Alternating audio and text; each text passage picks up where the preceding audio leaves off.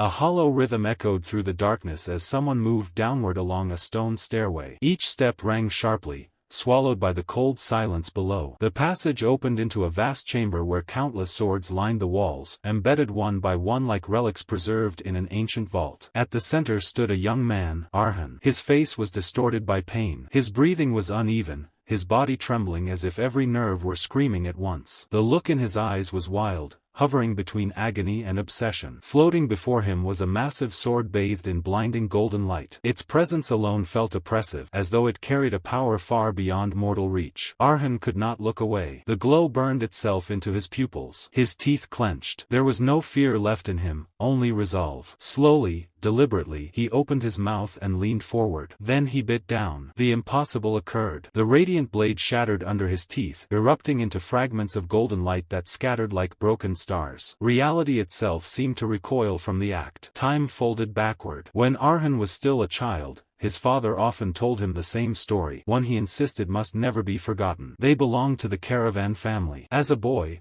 Arhan would often stare at an old portrait hanging quietly on the wall. His father would stand beside him and explain that although their lives were modest now, 2 centuries earlier their family name had stood above all others. Their bloodline, he said with pride, included a legendary knight revered as a god of war, along with powerful overseers who once governed the land under the king's favor. Resting a gentle hand on young Arhan's head, his father spoke of destiny. Their family, he claimed, had been chosen by the sword itself. For generations, the Karavans had been peerless swordsmen, guardians who stood undefeated. That was why the world once bowed before them. Pointing to the portrait of their ancestor, Lady Karavan, his father placed a firm hand on Arhan's shoulder. One day, he said, Arhan would inherit everything and become the head of the family. Kneeling so their eyes met, he told his son to let the pride of the Karavan bloodline flow through his veins, to restore their lost glory, to rise again as protectors of the land. That, his father said, was the duty of the Karavans. The memory dissolved. Golden sunlight spilled across an endless wheat field, swaying gently in the breeze. Arhan, now grown,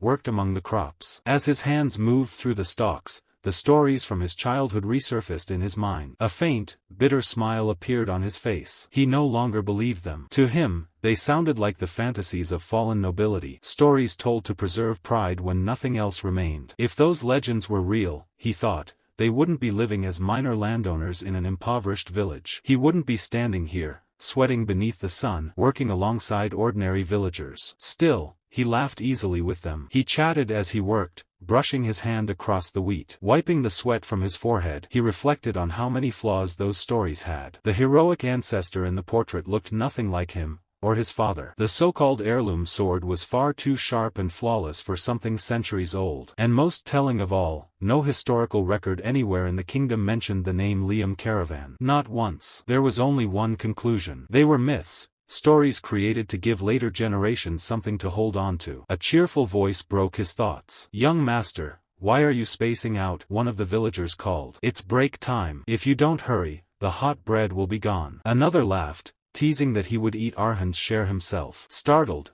Arhan shouted back for them to wait and save some for him. His response made one of the older men burst into coughing laughter. As Arhan jogged toward them, smiling, a quiet thought crossed his mind. So what if the Karavan family was never great? The people here accepted him. He loved this village. This was the Karavan he wanted, just as it was. In the next instant, that peace was drowned in red. A single figure stood motionless in the center of a field of corpses. Golden wheat, once vibrant and alive, was soaked in blood. A drop fell, rippling through a shallow puddle that reflected nothing but death. Not long before, Arhan had announced he was heading to the nearby market after finishing the day's harvest. The villagers had seen him off warmly as he mounted his horse. He promised to buy anything they needed. Someone mentioned apples. Arhan agreed easily. He remembered that Marino's youngest daughter had a birthday approaching and said he'd find her a doll. The woman laughed, surprised that he remembered, and teased him for it. Arhan replied jokingly that of course he knew. After all, he would be the next lord of the village. With a wave and a bright grin, he rode off beneath a sky painted orange by the setting sun. It was the last time they saw him smile. The villagers watched him go, speaking fondly of their young master. They laughed, saying he was unlike other nobles, kind enough that they feared some lady might steal him away. Then, a crimson flash tore through the field. A man collapsed mid-sentence, blood spraying across the wheat. A woman stared in horror,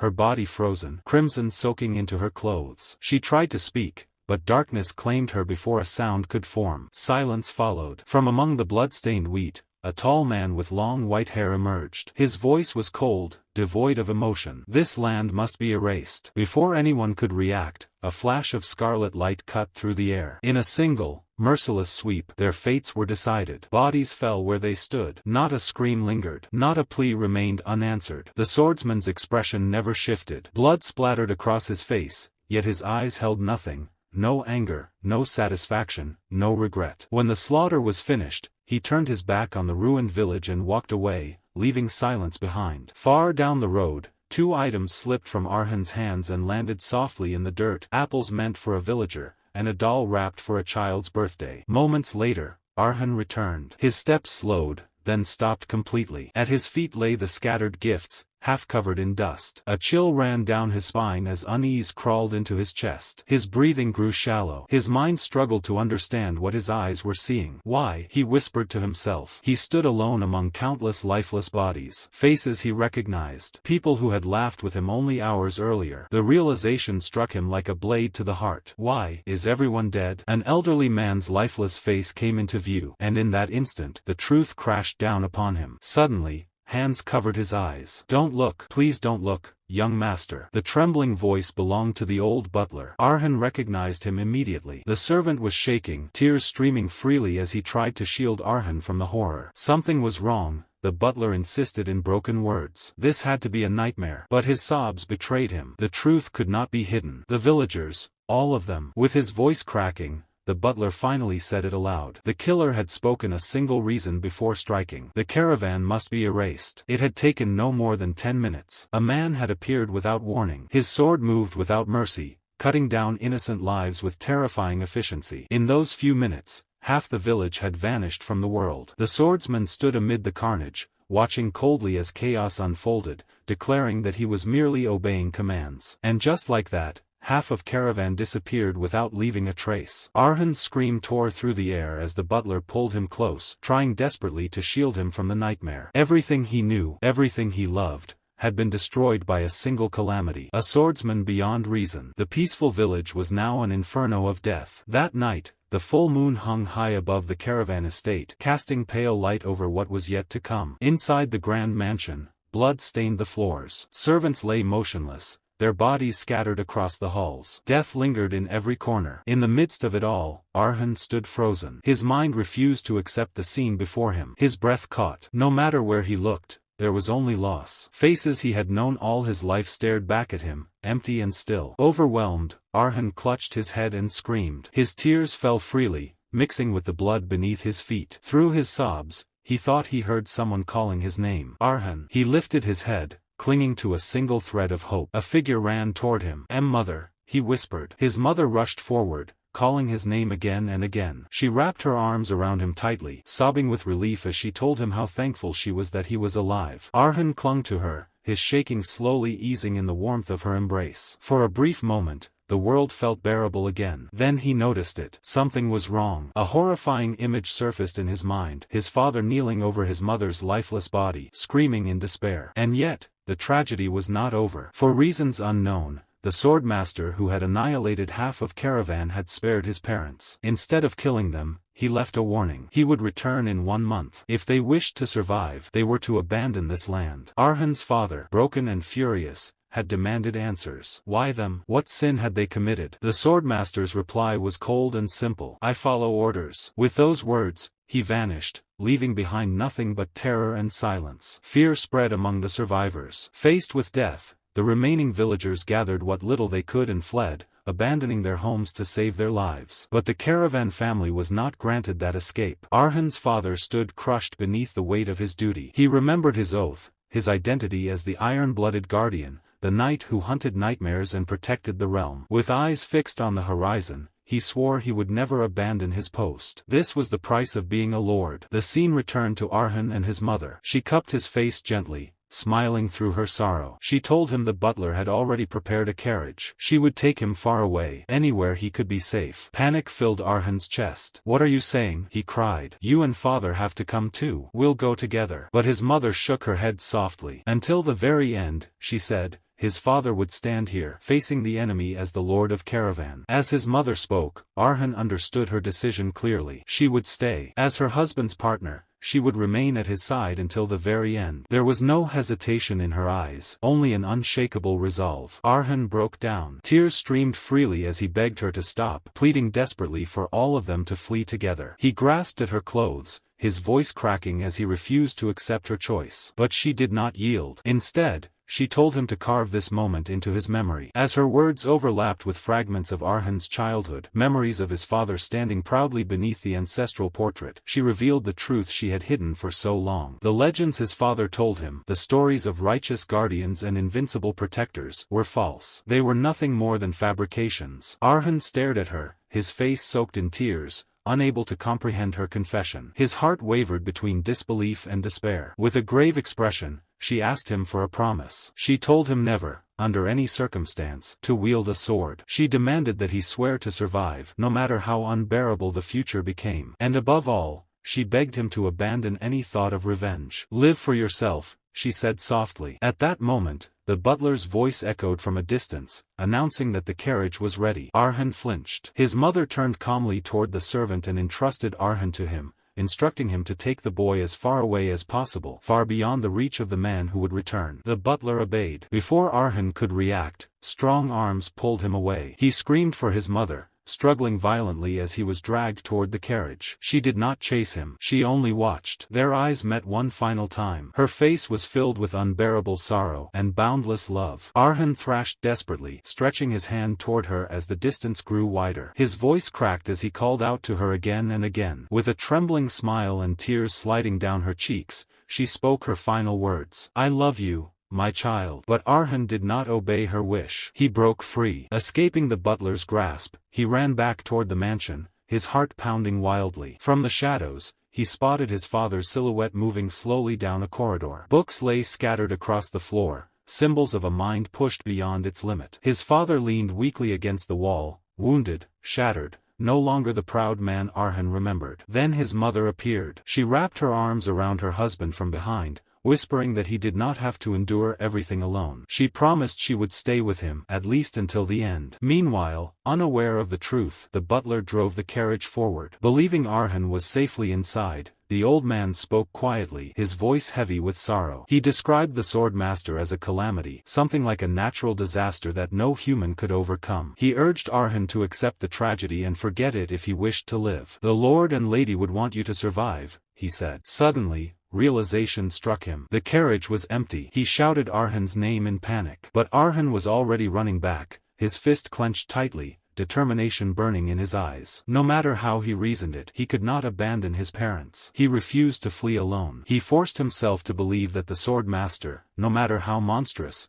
was still human. A being of flesh and blood, one who could die. That belief became his lifeline. For the past month, Arhan had secretly prepared a lethal poison. If he could strike the Swordmaster even once, perhaps he could save them. Clinging to that fragile hope, he returned to the mansion. Peering through a doorway, Arhan froze. The sight before him shattered his world forever. Reflected in his eyes was a nightmare beyond words. His father's lifeless head had been mounted upon the family's flagpole, an act of unforgivable desecration. His empty gaze stared endlessly into nothingness. Below it, the Swordmaster stood over his mother's fallen body, dismissing the scene as meaningless folly. The man turned slowly toward Arhan. Cold eyes locked onto him. "Have you come to die?" the Swordmaster asked mockingly, reminding him that mercy had already been granted once. Arhan could only scream. The sound tore from his throat, raw and broken, as he stared at his mother's motionless form. Rage consumed him entirely. With shaking hands, Arhan raised his crossbow and screamed that he would kill him. The Swordmaster's crimson eye flared. Arhan fired. The poisoned bolt flew forward,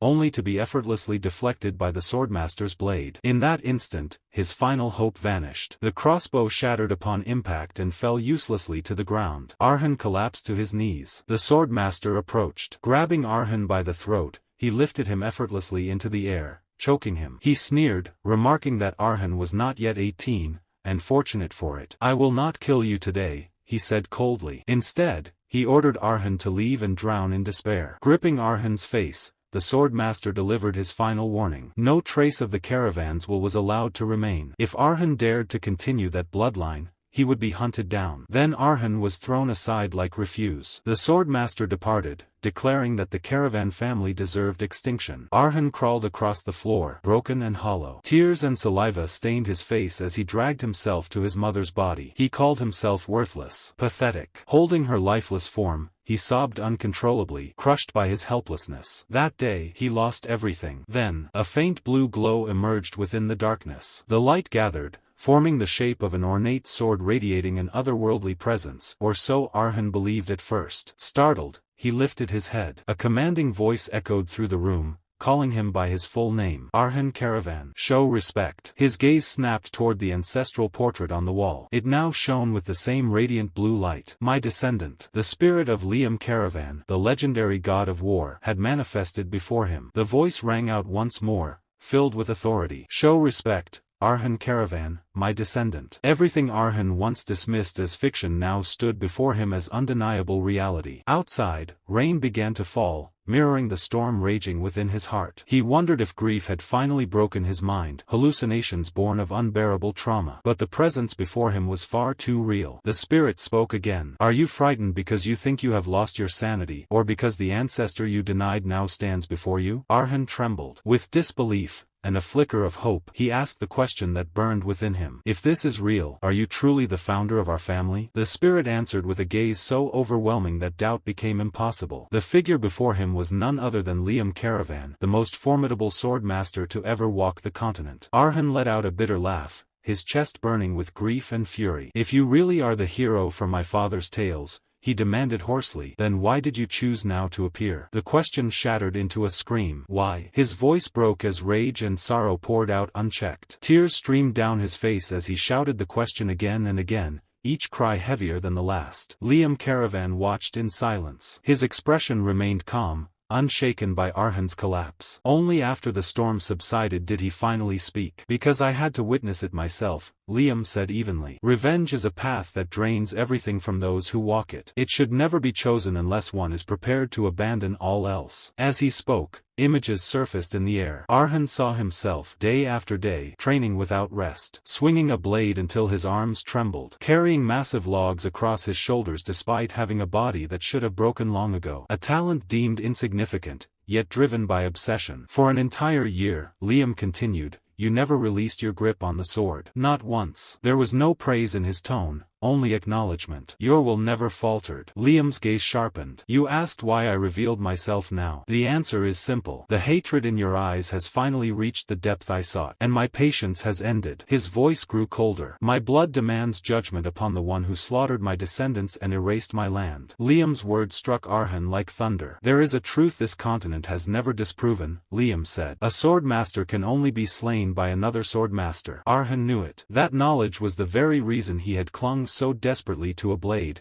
swearing revenge with trembling hands. But even if you trained for your entire life, Liam continued, you would never reach him. The words crushed down on Arhan's chest. A swordmaster exists beyond humanity, a realm untouchable even to so-called geniuses. Then came the final blow. And that man stands far above even that realm, a true transcendental. In my era of endless war, only a handful approached such heights. In this age, none can kill him. And as time passes, he will only grow stronger. Arhan's breath hitched. Despair wrapped around his heart like chains. I know, he thought bitterly. I know how impossible the gap is. It wasn't just difficult. It was hopeless. So all that awaited him was a future where the man who destroyed everything he loved would rise as a hero. The weight of his powerlessness returned, suffocating him. Then, Liam's voice cut through the darkness. But from this moment onward, that future will change. Arhan's head snapped up. I will make you a blade sharper than him, Liam declared, his eyes unwavering. Strong enough to pass judgment as a true caravan. Something ignited inside Arhan. Hope. Dangerous, burning hope. There is only one way, Liam said. The sole path our lineage can walk. He revealed the secret. Devour my sword. Arhan froze. What? Consume it, Liam repeated. You who inherited the blood of steel. The world seemed to tilt. The scene shifted. A forge appeared, ancient and heavy with heat. Weapons lined the walls. Flames roared as a blade was thrust into the fire, glowing crimson. As the fire reflected in Arhan's eyes, Liam began to explain. The caravan bloodline is not purely human, he said. It carries the blood of dwarves. Arhan listened silently. Though no dwarven traits surface outwardly, Liam continued, that blood passed down an ability, one unique to our family. The sword sank deeper into the flames. That ability is not merely to eat steel, but to consume swords and inherit the memories, skills, and techniques of those who wielded them. Arhan's heart pounded. That is how our house produced swordmasters generation after generation. The truth sounded absurd. Devouring swords, absorbing their legacy. It felt like madness. And yet, truth proves itself through results. Arhan's hesitation vanished. There is no choice called retreat, he thought. With burning eyes, he looked at Liam. Tell me how. Liam smiled faintly. The process is simple, he said calmly. Heat the blade until it softens. Then chew it. Swallow it. Arhan stood before the red-hot sword, sweat dripping down his face. His jaw clenched. This could be madness. A nightmare. A delusion born from grief. But, if there's even a chance. With a soul-rending scream, Arhan bit down. Steel shattered between his teeth. Agony exploded. Fire tore through his mouth, down his throat, into his core. His body convulsed violently as flames engulfed him. Yet he did not stop. His hand spasmed upward. His scream echoed as molten metal scorched his insides. Fragments fell, clattering against stone. He staggered,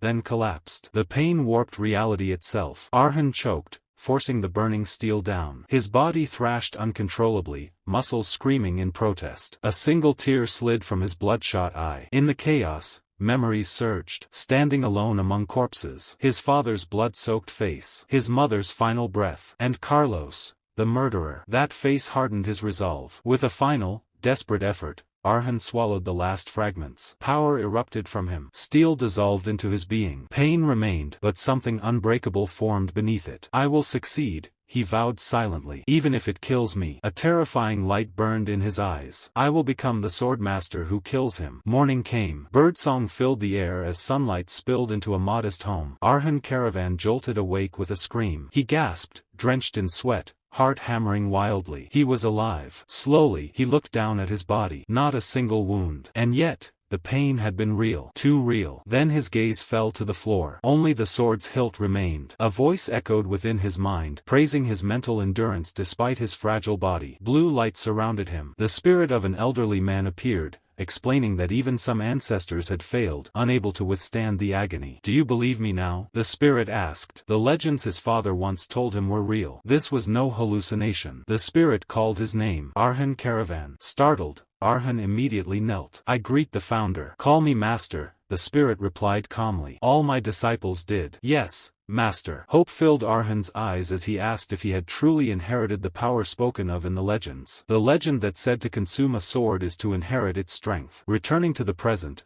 Arhan lowered himself to one knee before his master. Despite everything that had happened, he admitted honestly that his body felt no different than before. No surge of power, no overwhelming transformation, nothing. The spirit of his ancestor rubbed his chin in thought. There is an issue, the master said slowly. Though it is not mine. It is yours. Arhan's eyes widened. My original intention, the master continued, was to have you consume my sword and rise immediately into the realm of a sword master, just as I once did. His expression darkened slightly. However, time has thinned our bloodline. While the ability to consume swords remains, the strength to fully digest what lies within them has weakened. As he spoke, a small sphere of radiant blue light appeared between them. It pulsed faintly, fragile and incomplete. The master explained that in Arhan's current state, this was all the essence he could extract from such a blade. Arhan stared at the tiny fragment of power, shock and disappointment stirring within him. Kneeling there, he quietly accepted the reality of his own limitations. After a moment, he spoke calmly. I understand. The master blinked, surprised. That is all? A faint smile appeared on Arhan's face. He admitted that he had already sensed the weakness of his own body. Though the result was painful, he was grateful there was still another option. Another option? The master asked. If I cannot handle that power now, Arhan replied,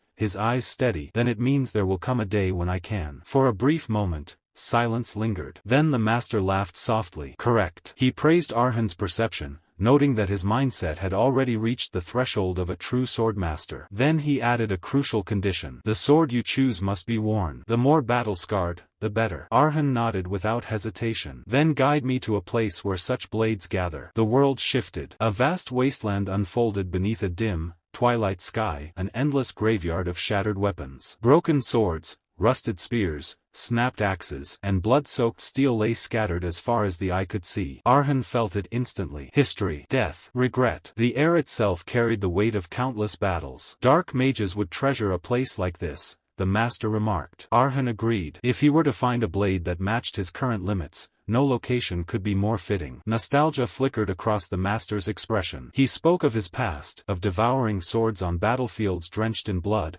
of surviving through sheer will while others perished. He spoke of war, of lives extinguished, and of the rare moments when something brilliant endured amid the ruin. Suddenly, his gaze sharpened. There, among the debris, a single sword emitted a faint golden glow. That blade, the master said firmly. Claim it. That will be your second sword. 1 month later, beneath a full moon, the caravan estate stood silent. Figures crept through its grounds, their movements cautious. One of them muttered that the entire area felt abandoned. Not a single presence could be sensed. As they slipped inside, whispers spread. Perhaps this place had once belonged to a dark mage. Another dismissed the idea. If that were true, none of them would still be breathing. They settled on a different conclusion. A fallen noble's hideout. 2 men, one bald and powerfully built, the other lean with spiked hair, laughed as they sat down, convinced the job would be easy. Meanwhile, another intruder rummaged through a cabinet and froze. Women's clothing. Fine, untouched, almost new. The bald man's grin twisted. So a noble lady really does live here. Crude laughter echoed through the hall. Then, stop. The voice cut through the air like steel. They turned. Arhan Karavan stood in the doorway, half shrouded in darkness. His eyes glowed with an eerie blue light as he stepped forward. My mother valued cleanliness, he said coldly. Put it down. Quietly. Then we talk. The intruders stared in disbelief. One of them scoffed, mocking Arhan's calm tone. Another sneered, wondering if this was the noble's brat. Arhan remained unmoved. Did you come seeking food? Shelter? He asked evenly. If so, speak. I am willing to coexist. The bald man burst into laughter, gripping his axe. You should have stayed hidden, boy. Arhan lowered his gaze briefly. When he looked up again, killing intent flooded the room. The axe swung. In the next instant,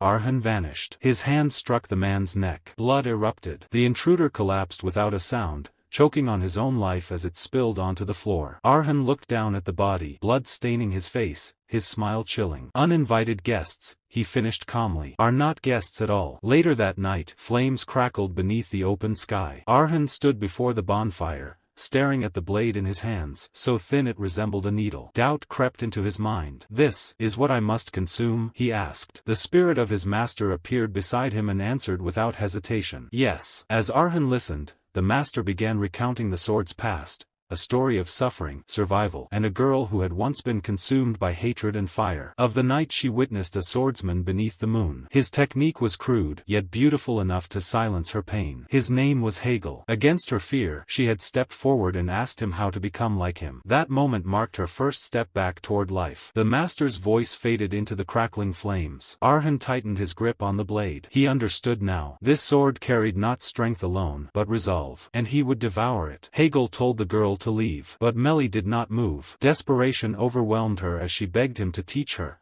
if only a little. When silence followed, she covered her face, shoulders trembling as the fear of rejection crushed her. Then she looked up again, her voice shaking but resolute. If I learn this, she said, then I won't be afraid of fire anymore. Not ever. Hegel exhaled heavily and turned away. He took several steps, then stopped. Something in her words lingered. Later, inside a dim storage room, he tossed a dagger onto the wooden floor. Beside a large barrel overflowing with swords, he spoke without looking at her. Choose one. If you can use it, I'll teach you. Melly stared at the weapons. Each sword was far too heavy for her frail frame. Then her eyes landed on a blade so thin it resembled a needle. She picked it up hesitantly. Do I have to swing it? Hegel crossed his arms. If you don't swing it, what will you do? Melly raised a finger, pointing to her eye, then straight ahead. Gripping the slender blade tightly, she said with quiet conviction. As long as I can stand, I can fight. In a flash, she lunged. The blade stopped just short of Hegel's throat. For a moment, he stared at the tip in silence, then smiled faintly. That'll do, he said. You're my student. The memory ended with Melly smiling. That was my first thrust. Back in the present,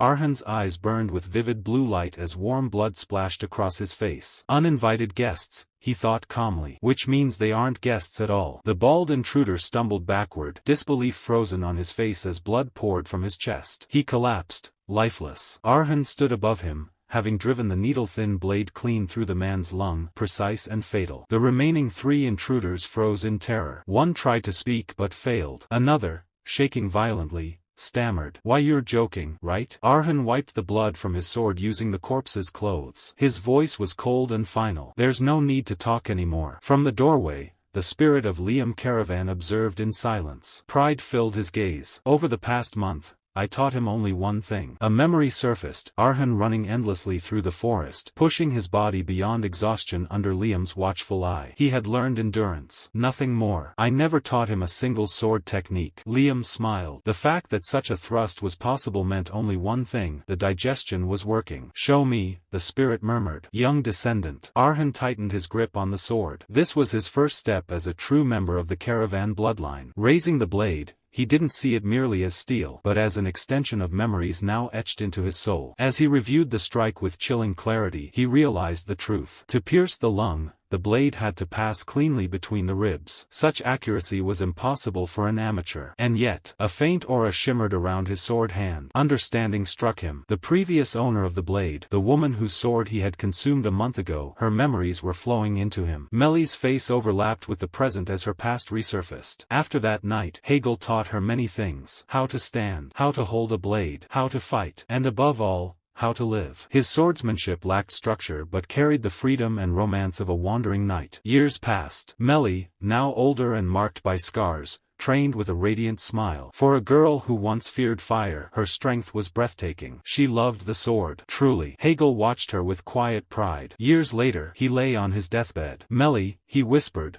"one day you'll leave this place holding your own future." With what little strength remained, he added, "When that time comes, go see the world." He smiled gently. "I'm glad you were the end of my journey." Tears streamed down her face as she held his hand. "Thank you," she whispered. "Rest peacefully." After that, Melly left the orphanage. She became a mercenary, carving a name for herself across battlefields. Whether it was her needle-thin sword or the rarity of a woman in such a trade, she earned a peculiar title: the Stitching Gypsy. Her legend did not fade. It lived on. Arhan returned fully to the present. Now he understood. This was digestion. Melly's memories whispered inside Arhan's mind as he stood over the fallen man. The bald thug, choking on blood, clawed weakly at the ground. With his final breath, he begged, Please, just once, let me live." Arhan's grip on the sword tightened. His face showed no hesitation, no conflict. He ignored the plea and drove the blade forward again. The sword pierced cleanly through the man's body, ending his voice forever. Within Arhan's mind,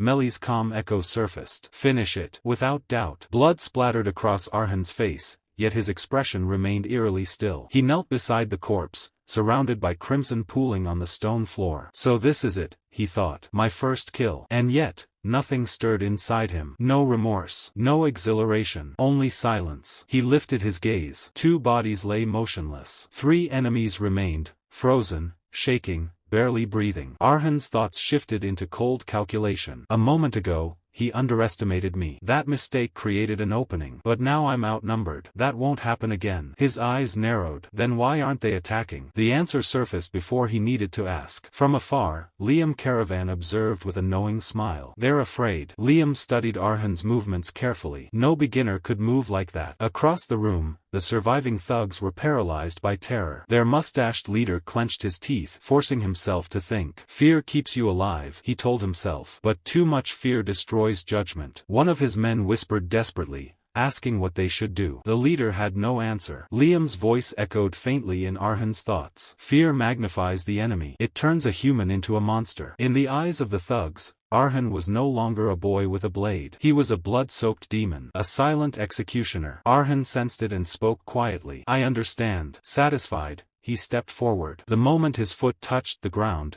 he moved. With explosive speed, Arhan charged. The thugs barely reacted. "This is the beginning," he thought. "My path is carved with steel, memory, and blood." One man screamed, begging Arhan to stop. Another, his hair tied in a ponytail, roared in desperation and swung his heavy weapon downward. The strike missed entirely. Arhan slipped aside effortlessly. "Damn brat," the man yelled. Arhan smiled faintly. He slid beneath the swing and struck the man's head with the pommel of his sword. Bone cracked. Blood sprayed. Arhan's eyes glowed faintly blue. An old voice echoed in his mind, Hegel's lesson. If you lack strength and endurance, time will never favor you. The leader howled and charged. Arhan vanished from his path. Wild swings cut only air. Arhan crouched low, already remembering the rule. No wasted exchanges. On the first, or second, movement, the fight must end. He lunged. The blade buried itself into the man's exposed side. Shock twisted the leader's face. Before he could scream, Arhan leapt, bringing the sword down from above. Final. Liam's philosophy rang clear. Don't chase what you lack. Make what you have shine. Agility, precision, timing. That was enough. The last thug watched his leader fall, his mind collapsing into panic. Arhan was already moving. He reached deeper into the memories sleeping within the blade. Melly. His body shifted, becoming light, fluid. My strength, Arhan realized, is flexibility. The memory responded. From any angle, from any position. The final thug couldn't even predict the motion. Arhan twisted midair, attacking from an impossible direction. The sword pierced straight through the man's throat. Clean, silent. Melly's lesson concluded. Aim for the throat. The body collapsed. The hall fell silent. Only one intruder remained, cowering in the corner, clutching a knife he could barely hold. He stared at Arhan, trembling. What are you? In his mind,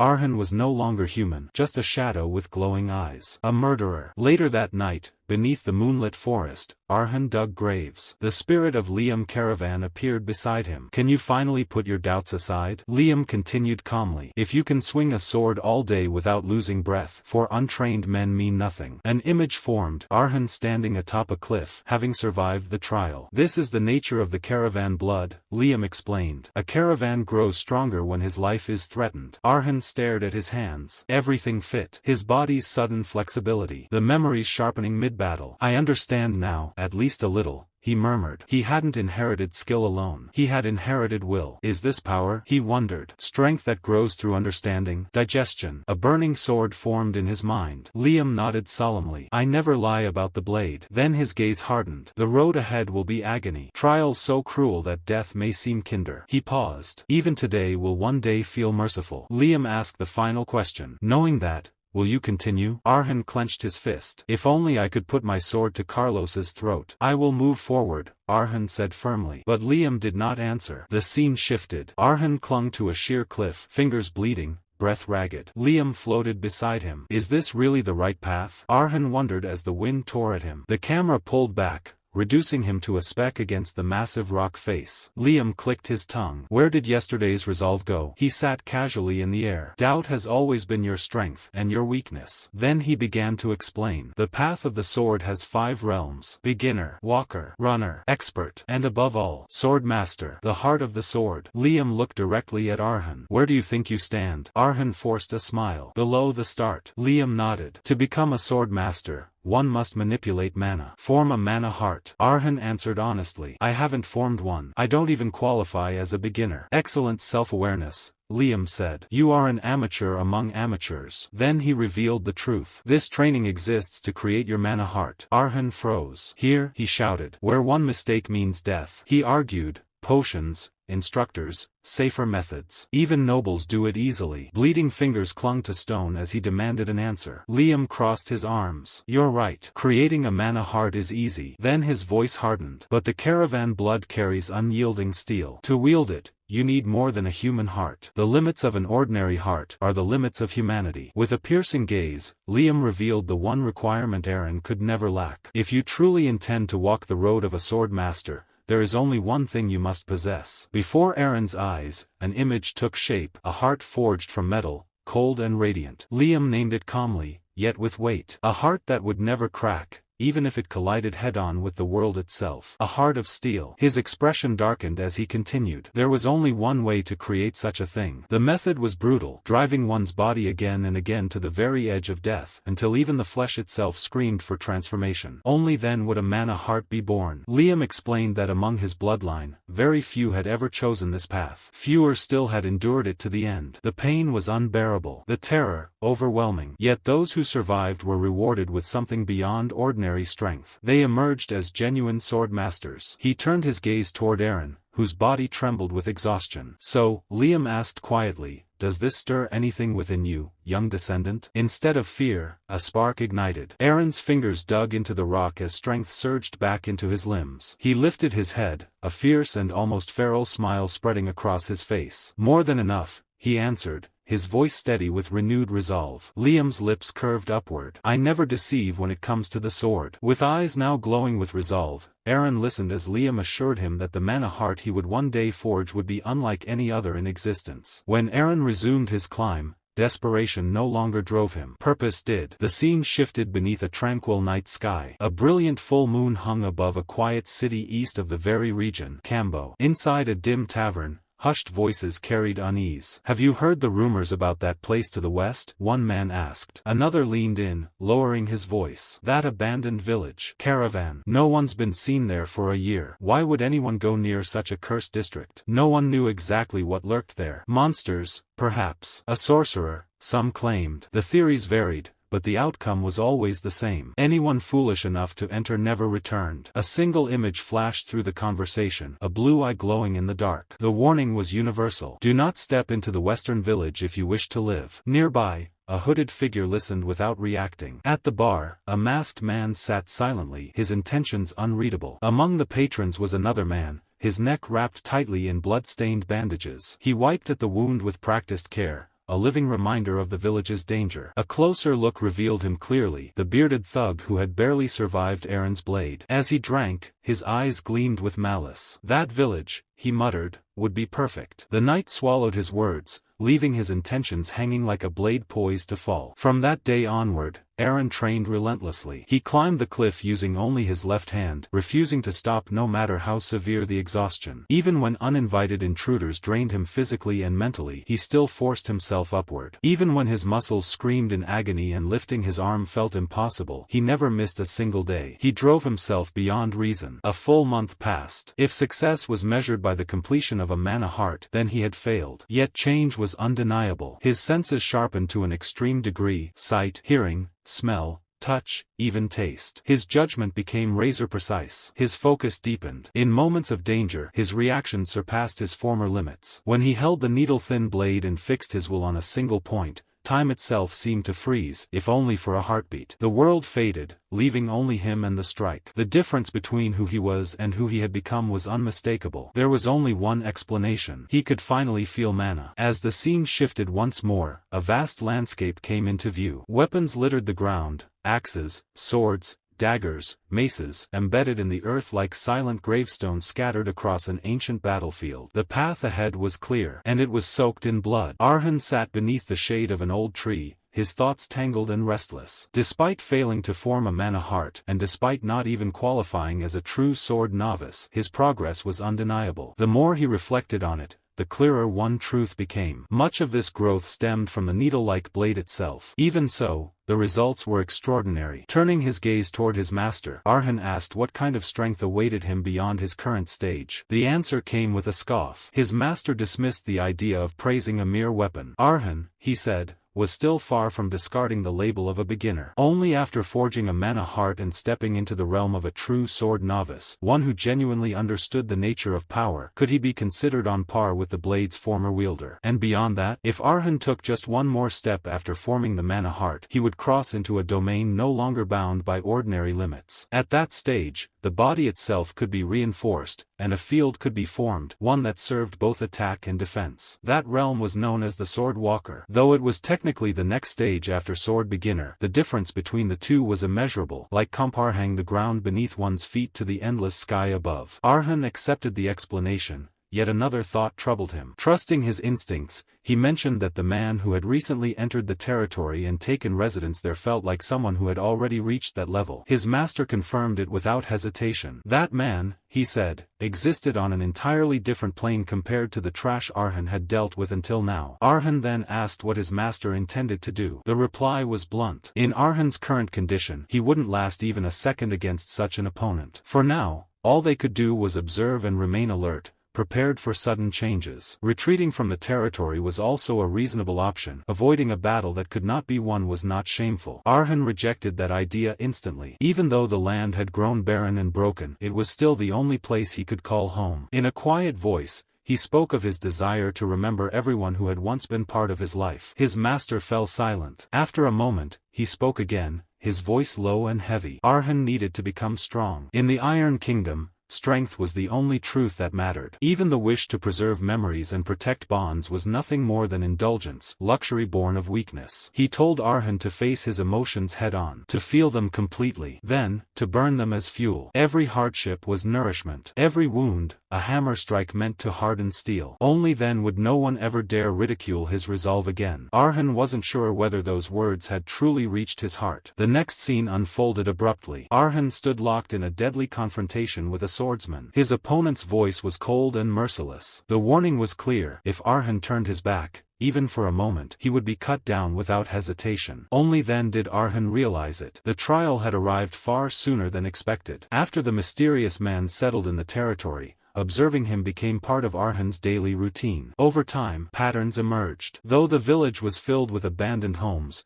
the man behaved as if everything already belonged to someone else. He never touched anything that wasn't his own. He lived with extreme restraint, carrying nothing but a single bundle. Every evening, he stood silently, watching the sun sink below the horizon. At other times, he spent hours in quiet prayer, unmoving. From these details, Arhan began to draw a conclusion. Watching from afar, he shared his thoughts with his master. The man, he believed, was a knight. His master agreed. The visitor was indeed a swordsman, one strong enough to reach the level of a sword walker. Yet despite such power, he upheld rigid discipline and etiquette even when no one was watching. That kind of unwavering conduct was rare outside of knights. Arhan felt a faint sense of relief. Knights, after all, pursued honor and justice. Compared to other intruders, such a man might not be a terrible neighbor. His master corrected him calmly. Knights did follow honor, but that did not make them righteous. Honor was subjective. It depended entirely on whom the knight served. In the end, their sense of justice was shaped by the will of the one who paid them. Then,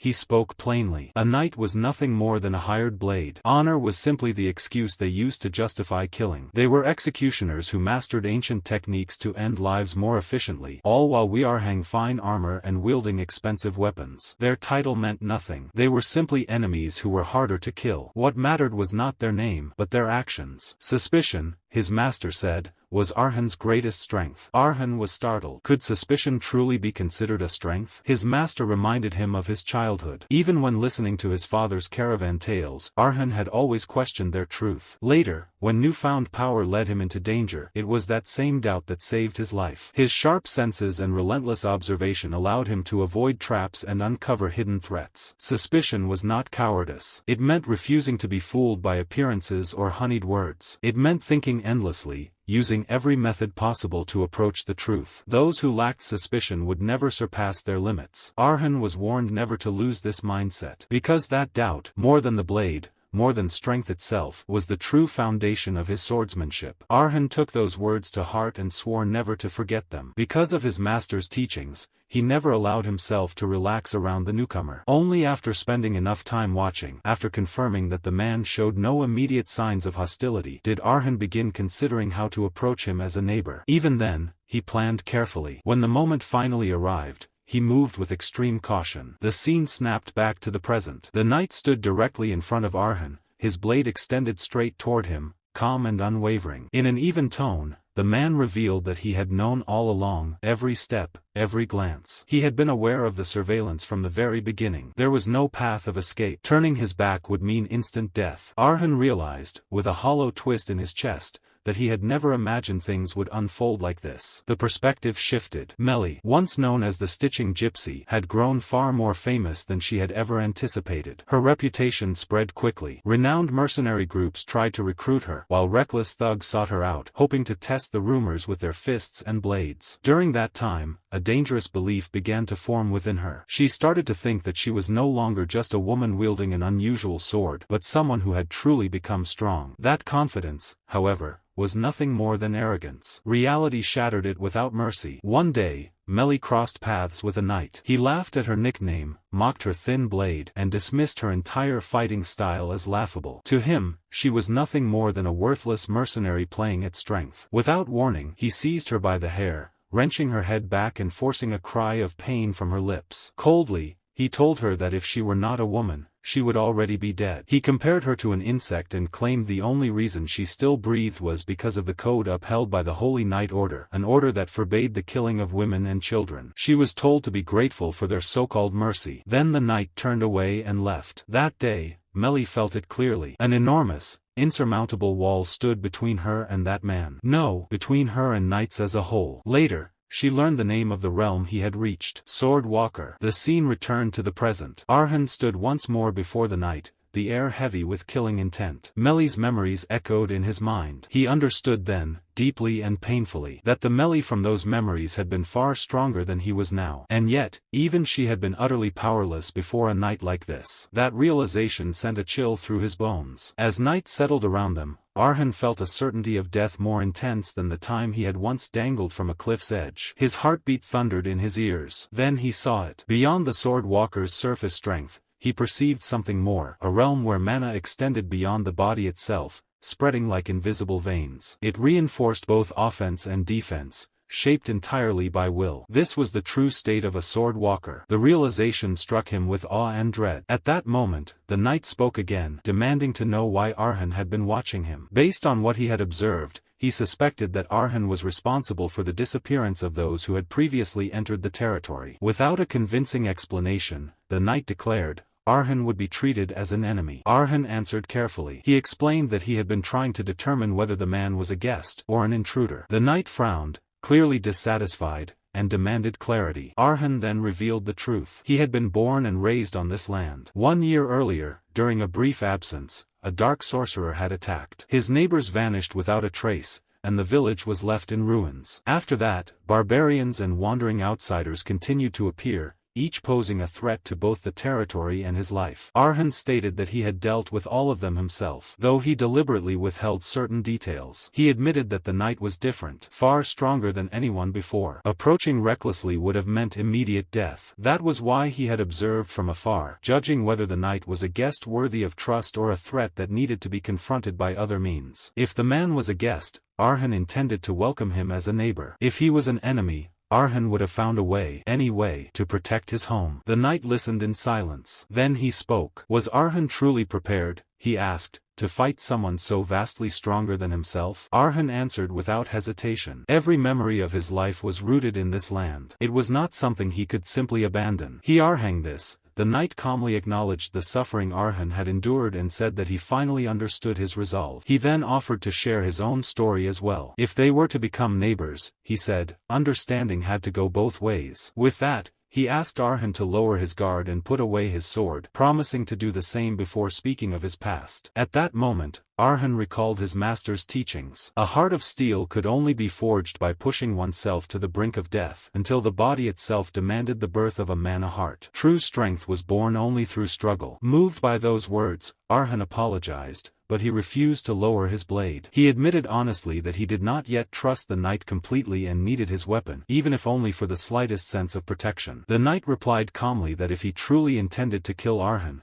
the sword would be meaningless. Still, with both of them armed, sheathing his weapon first would violate a knight's honor. That was a line he could not cross. Arhan understood this, but he also refused to retreat. Bowing to fear and surrendering without even attempting to fight was something he had already sworn never to do again. The knight studied the boy standing before him. At first glance, Arhan's delicate features were almost feminine. Yet his body told a different story, etched with the marks of relentless training. Despite his small frame, his balance was impeccable. Still, his swordsmanship was far from orthodox. It was crude and unrefined, a style that poured everything into the opening strike. Even with generous judgment, the boy had not yet stepped beyond the realm of a beginner. From the knight's perspective, Arhan posed no real danger, and it was clear that Arhan himself understood that fact. Yet something about him felt unsettling. There was a sharp intensity in his gaze, one that demanded respect rather than careless dismissal. To avoid causing serious injury, the knight resolved to strike Arhan's wrist and disarm him. Believing this to be the safest outcome, he moved. Their blades met. The knight froze in shock. His sword had been deflected. Disbelief followed immediately. His blade had been turned aside by someone who had not even reached the level of a true sword beginner. But that was not all. In the same instant, a powerful blue aura burst forth from Arhan's body with a single breath. The surrounding mana surged violently, swelling like a tidal wave. The knight sensed it at once. Something had been born within Arhan in that fleeting moment, something abnormal. Even so, parrying that strike should have been impossible. Yet the boy had done it. The knight wondered if this was the result of the mana heart Arhan had just formed. Ordinary mana hearts were soft and pliable. This one, however, felt dense and unyielding, like tempered steel itself, though he could not be entirely certain. One thing was clear: a decisive strike was coming, a blow carrying everything the boy possessed, a once-in-a-lifetime attack. Arhan launched forward. Their weapons collided again and again. Amid the exchange, Arhan finally grasped the truth. His earlier block had not been skill, it had been nothing more than a miracle born of chance. From the beginning, the knight had never aimed to kill him. The strike had been directed toward his wrist, its force deliberately restrained. That was the only reason it had been possible at all. By predicting the trajectory and driving the tip of his needle into the smallest opening, Arhan had barely stopped it. Then came another clash. This time, the cost of that miracle struck him immediately. The impact felt as though his unprotected body had been slammed by a charging carriage. Agony tore through him, as if every bone had shattered at once. The difference in power was overwhelming. Yet even in that pain, something he had long awaited had finally awakened. The mana heart had been born, a heart of steel. Still, reality remained unchanged. He was nothing more than a sword beginner. His blade could not reach that man. If that was the case, then only one path remained. He would carve his own road. Using the heart of steel, his mastery of the needle, and the memories of his past as footholds, he would climb higher. The narration shifted. It recalled the day Mary collapsed before the overwhelming wall known as a sword walker. Standing before that insurmountable limit, fear had seized her body. The first voice that rose in her mind was her master's. The scene changed to his deathbed, his hand gripping hers tightly. He told her never to forget that what people called an insurmountable limit was often nothing more than an excuse, used by those too afraid to confront it. Walls existed to be overcome. The fear felt before them was the fate of all who wielded a sword, nothing more than a stepping stone. He urged her not to look away, but to stand tall and face it head-on. She would be cut down again and again, torn apart, driven to her knees in despair. But if she did not give up, if she continued to clash against that wall, then one day, her sword would stand beyond it. Belief in herself was what mattered most. Remembering those words, Mary found her resolve. Strengthened by her master's teachings, she continued fighting the knight before her. In the end, she emerged victorious. The knight lay unconscious, and Mary stood above him, filled with quiet joy. The scene returned to the present. Arhan recalled all of these memories. Just as Mary had drawn strength from her past, he too found resolve within his own. His posture steadied, and the blue aura wrapped around him once more, burning with renewed determination. The knight reflected silently. Anyone who had once held a sword, anyone who had lived with fierce resolve, was destined to face this moment. A massive wall would rise before them. Its pressure would seep beneath the skin, crushing hope itself. Even taking a single step forward would feel unbearable. The urge to turn away and flee would grow overwhelming. Yet the boy continued to throw himself against it. The knight recognized this resistance as youthful recklessness. And precisely because of that, the trial was necessary. The path did not need to be perfect. Even if the method was clumsy and incomplete, if there existed even the smallest chance of reaching the destination, that alone was enough. Casting aside doubt, the knight focused on fundamentals. Strength flowed into breath, into rhythm, into the trajectory of the blade. Every clue was gathered. Everything unnecessary was discarded. What remained was refined into a single strike, one capable of reaching its goal. This path had been inherited through countless generations, a way of advancing without yielding to adversity. That was the essence of the caravan. There was no hesitation before collision, no fear of being shattered. One's body was willingly cast into trial after trial, broken down and reforged anew. That, above all else, was what it meant to be a caravan. Through this process, their will was revealed to the world. Fear had once existed, but it was never meant to remain. It was something to be surpassed. With that resolve, Arhan surged forward and launched himself toward the night. As he ran, memories flooded his mind. He remembered surviving alone amid raging flames. He remembered how the catastrophe that took everything from him had only marked the beginning. There had been a time when he could not bear to look at his own reflection, days when even breathing felt unbearably heavy. Over those years, he came to understand something crucial. What he truly needed to fear was not the fire itself, but the weakness inside him, the part that only knew how to run. His daily life, his family, his entire world had been swallowed by flames, leaving nothing behind. His future had been stolen. If someone asked whether he had reached enlightenment, the answer would be simple. He was no longer afraid of fire, nor of the world, even if it crushed him. Arhan and the knight struck at the same instant. Their swords collided with violent force. In that moment, Arhan's blade shattered. Fragments scattered as the broken sword fell to the ground, and as it struck the earth, the scene drifted gently into the past. Mary stood beneath the moonlight, tears streaming down her face as thoughts of Hegel filled her heart. She wondered whether he had found peace beyond this world. Following his guidance, she had left the orphanage and stepped into the wider world, carrying his teachings and the single needle he had placed in her hand. She had longed for a life of freedom, wandering as he once had. Even now, she was unsure whether she could truly say she had lived such a life. The world had been filled with monsters far stronger than herself. Countless towering walls had blocked her path, walls that spirit and determination alone could never cross. Yet she knew this much to be true. Until the very end of her life, she had never once turned away from any wall that stood before her. If her master's beliefs were true, they would meet again within the embrace of flames. And when that day came, just as he once had for her, she would tell him her story in return. That story would likely begin with a single realization: that she was no longer afraid of fire. As that thought settled in her heart, Mary was struck by an illusion. She saw Hegel standing beside her, as though he had never left. Overwhelmed, she ran toward him and collapsed into his arms, crying just as she had when she was small. Arhan lay sprawled on the ground, his body pressed into the dirt as heat from a nearby fire washed over him. His gaze was unfocused, scattered thoughts drifting through his fading consciousness. At some point, he had lost awareness entirely. When he finally came to, the heavy stench of corruption still lingered in the air. Its influence had spread far, leaving traces impossible to ignore. Nearby lay a robe. Arhan recognized it immediately. It belonged to the knight. With that realization came a painful truth. In the end, he had failed to break through his limits. The result of the battle was undeniable. Sitting silently with the remnants of his shattered sword in his hands, disappointment weighed heavily on him. His shoulders sagged as sorrow settled deep within his chest. Then his master appeared. Calm and composed as ever, Liam addressed him gently, calling him his young descendant. He told Arhan not to grieve. What he had faced, though painful, was not a struggle that truly defined the caravan. The defeat was real, but it was not meaningless. Deep down, Arhan already understood this. Through that ordeal, his body had finally digested the countless trials he had endured. Like needles piercing through confusion, realization struck him one after another. A faint smile formed on his lips. He could feel it. His muscles had grown more flexible, stronger, more responsive. His senses had sharpened to the level of a predatory beast. Tempered by constant tension and survival,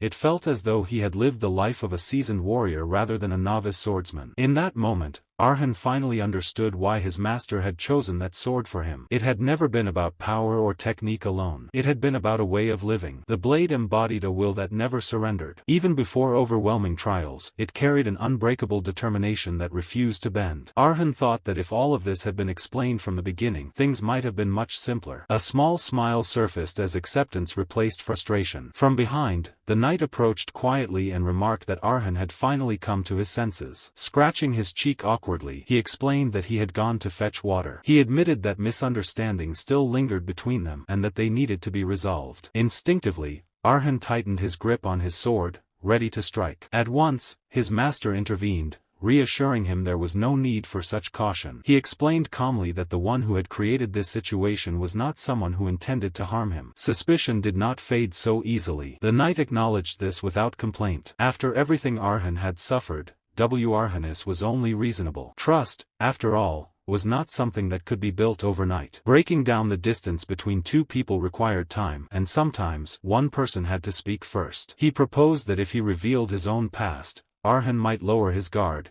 even if only slightly. The silence between them stretched on, heavy but no longer hostile. At last, the knight explained why he had traveled so far to this isolated land. Then, without warning, he loosened his cloak and removed his outer clothing. Arhan frowned, confusion flickering across his face as he watched. Only then did the knight formally introduce himself. His name was Vettel, a former knight who had laid down his title, a wanderer with no destination left. More importantly, he confessed the truth he had been hiding. He was a man standing at the threshold of death. As Arhan's gaze fell upon Vettel's exposed body, his breath caught. The signs were unmistakable. His flesh was weakened, his condition far worse than words could convey. The sight alone was enough to unsettle him. Vettel spoke calmly, explaining that even the most skilled high-ranking priests, those who had devoted their lives to healing, had reached the same conclusion. His remaining time was painfully short. At most, 1 month. He described himself not as a hero, but as a dying man simply waiting for the end. Even so, he asked Arhan to listen just a little longer. Later, as the conversation settled in his mind, Arhan reflected on what he had heard. Vettel's swordsmanship was refined and powerful, yet his speech lacked elegance. He repeated himself, struggled to organize his thoughts, and spoke without polish. His words stumbled forward awkwardly. And yet, Arhan sensed no falsehood. There was no embellishment, only sincerity. From those fragmented explanations, Arhan pieced together the full story. After learning of his incurable illness,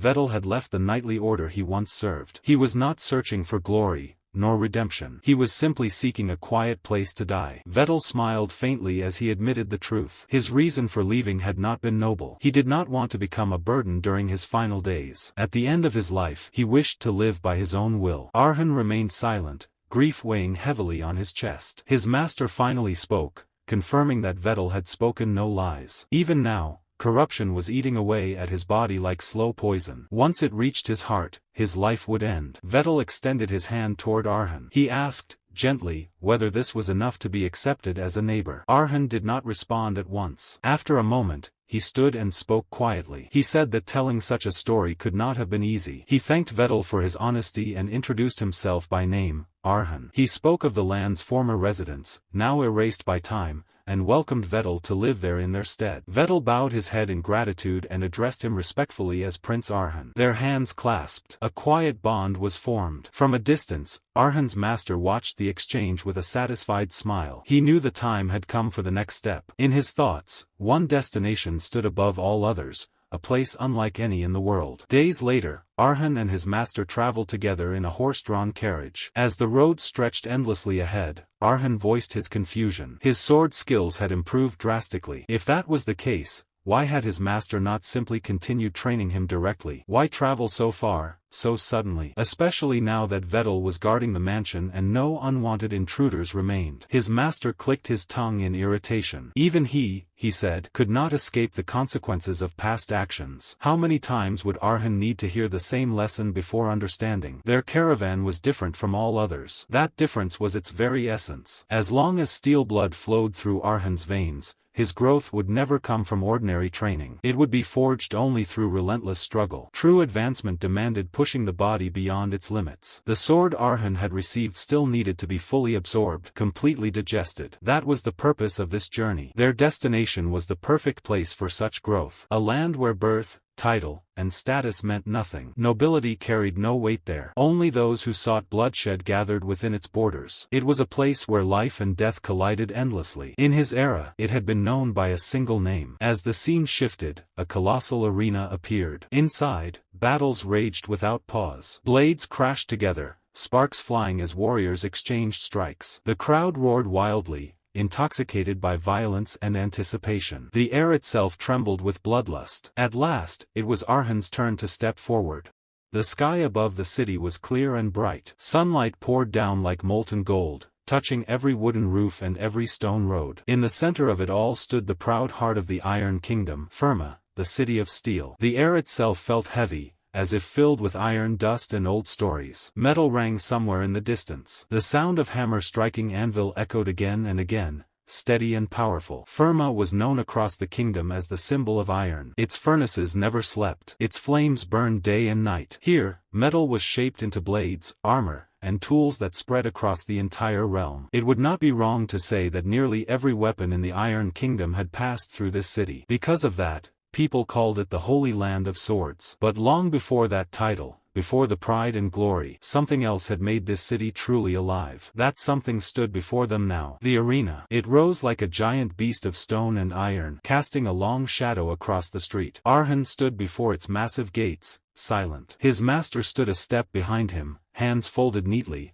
eyes fixed on the structure. The old man spoke first, his voice calm but touched with memory. He said the arena's name had changed with time, but the feeling remained. The heat in the air, the tension, the promise of violence, none of it had faded. Arhan stared at the walls and felt a strange pull in his chest. Many struggles had taken place here. Beast fought beast to prove strength. Humans fought beasts in savage displays of survival. Even different races had clashed to decide which stood higher. But above all those battles, there had been one that surpassed the rest in cruelty: the combat duel. Gladiators with different styles and temperaments would throw themselves into the dirt, tearing at each other like animals. The winner claimed everything. The loser lost even his life. Blood soaked the ground. Spectators roared, drunk on violence, throwing gold coins into the sand as they gambled and cheered. A city built on blood. That was Firma. The master seemed proud as he spoke of it. His voice carried excitement, almost nostalgia. Arhan, however, felt something else. Confusion. If what the old man said was true,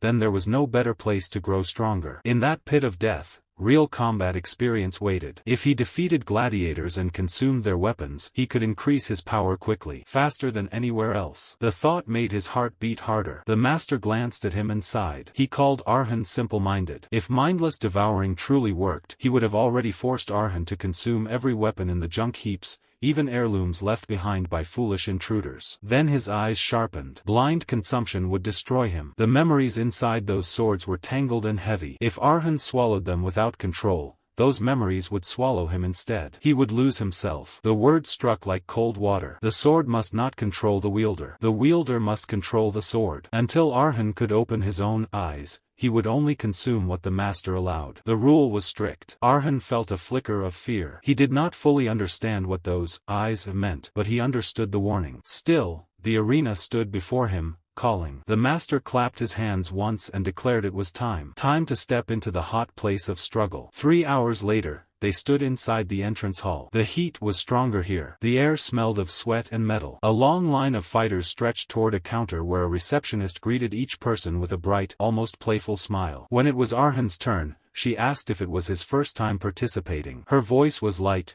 cheerful. She told him to register and receive a medal. Without it, entry was impossible. Arhan blinked. A medal? He felt the stares from the people behind him. Irritated murmurs rose. How could someone come here without knowing such a basic rule? He turned slowly toward his master and repeated the word under his breath. The old man's face tightened. Sweat formed on his temple. He muttered that such a thing did not exist in his time. Arhan felt a wave of disbelief. This old man had dragged him here, speaking proudly of the past, yet he did not know the present rules. The receptionist gently showed a medal in her hand and told Arhan to get one and line up again. The medal represented fame and status. Its color showed a fighter's record and strength. It was the arena's unique ranking system. From the top the order went black, white, platinum, gold, silver, and downward from there. Naturally, a newcomer like him could not receive anything grand. When the small piece of metal was finally placed in his palm, he looked at it carefully. Bronze. Only bronze. A low class. A beginner's mark. He felt anger rise inside him, but it twisted into a thin smile. So much had changed. He glanced at the master, his smile sharp, almost mocking. Just hours ago, the old man had spoken of madness and glory, of blood and roaring crowds. Now they stood in line like ordinary participants, holding medals like schoolchildren. The difference between the past and present felt almost laughable. The master snapped back in frustration, insisting that the atmosphere had not been like this before. His voice carried both anger and wounded pride. The master's voice rose, heavy with anger and memory. In his time, he said, it did not matter who stepped into the arena. A scholar who had never even held a knife, or a northern warrior who had cut down 100 men. Once they entered, they were thrown into battle all the same. No ranks, no balance, no protection, only survival. That was the arena he remembered. Raw and merciless. They began walking toward the inner grounds. The path was crowded, filled with fighters, merchants, and spectators. The master muttered to himself, shaking his head at the idea of weight classes. To him, it sounded absurd. Arhan listened quietly before answering. In the end, he said, it was probably about money. No matter how much the Iron Kingdom worshipped strength, if life and death duels continued for centuries without restraint, there would be no gladiators left. And for the crowd that gambled on the matches, a fight with an obvious winner would be dull. Experts fighting experts. Beginners fighting beginners. That created tension. That created profit. Times had changed, and the arena had changed with them. When they reached the outer square, a massive board stood ahead, covered in posters announcing upcoming matches. Names were written in bold ink, paired against one another. A thick crowd blocked the view. People pushed and leaned forward to read. Arhan stopped at a distance and spoke calmly to the master. Because of these changes, he said, the arena had become more than a killing ground. It was now a landmark. People traveled from distant lands just to see it. It had helped Firma grow into a great city. It was, in truth, a successful transformation. He added that these days, even if someone lost a duel, they usually were not killed. There was said to be an unspoken rule among gladiators. Of course, that did not mean the loser would walk away unharmed. Their body might not remain whole. But death was no longer automatic. The master's face twisted in disbelief. He muttered that it sounded like a cheap tavern show rather than a true arena. The more he heard, the more foolish it seemed to him. Yet after a moment, his tone shifted. Perhaps, he admitted reluctantly, this might be fortunate for Arhan. They continued walking. The master explained that facing an equal opponent was valuable. Fighting someone on the same level forced growth in a different way. Until Arhan's first match, it would be wise to observe the city's smithies. The difference in craftsmanship between Firma and the small workshops near Karavan would be clear. He even smiled faintly, noting that Arhan's current sword broke far too easily. It would be smart to prepare several replacements. Then he stopped mid-sentence. His eyes fixed on something ahead. His smile slowly widened. He asked Arhan what this was. Arhan frowned, not understanding. When he stepped forward and followed the master's gaze, his breath caught. In the middle of the city square stood a wide, open structure. Weapons were displayed inside it, mounted carefully within frames. Swords, spears, axes, dozens of them. They were arranged with respect, almost reverence, as if they were sacred objects. Arhan stared, confused. Why were weapons placed openly in the street like decorations? His thoughts felt tangled. But the master remained calm, almost pleased. A laugh came from behind them. An older man approached, smiling warmly. He seemed amused by Arhan's confusion. He explained that this was the Hall of Fame. Seeing their curiosity, he introduced himself as Tom, the manager of the hall. If they wished, he said politely, he would be happy to explain its purpose. Arhan hesitated for a brief moment and glanced at the master. The old man's eyes were still fixed on the displayed weapons, shining with unusual intensity. Arhan finally introduced himself and accepted the offer. Tom turned toward the hall and gestured proudly. The weapons displayed here, he explained, once belonged to gladiators who achieved great accomplishments in the arena. Each blade had witnessed countless battles. They were old now, worn down. Most had lost their ability to function as proper weapons, but they were preserved to honor the spirit of those who fought with them. Arhan nodded slowly, taking in the sight. The air around the hall felt different. Heavy, not with heat, but with history. Tom smiled again and said that if Arhan had any more questions, he would gladly answer them. Serving this place, he added, was his small joy as its manager. Before Arhan could speak, the master whispered. He told Arhan to ask something specific. Arhan blinked, uncertain. The master's lips curved into a thin, dangerous smile. He told Arhan to ask if there was a way to possess the swords displayed here. He did not need to explain further. Arhan understood. His eyes widened slightly. He turned back toward the hall, pretending calm. Inside the display, one sword stood out. It was positioned near the center, mounted higher than the rest. A faint purple aura shimmered around it, subtle yet undeniable. It felt alive compared to the others. The master's voice dropped to a whisper, filled with certainty. He had found it. That would be the next sword Arhan must devour. The scene shifted to the arena from the outside. Its massive structure stood firm under the fading light. Arhan walked slowly through the corridor marked, "Entrance for Arena Competitor." The letters were carved deep into stone. He held his sword in one hand and a simple mask in the other. His footsteps echoed in the narrow passage. His eyes carried a faint sorrow. He was stepping forward,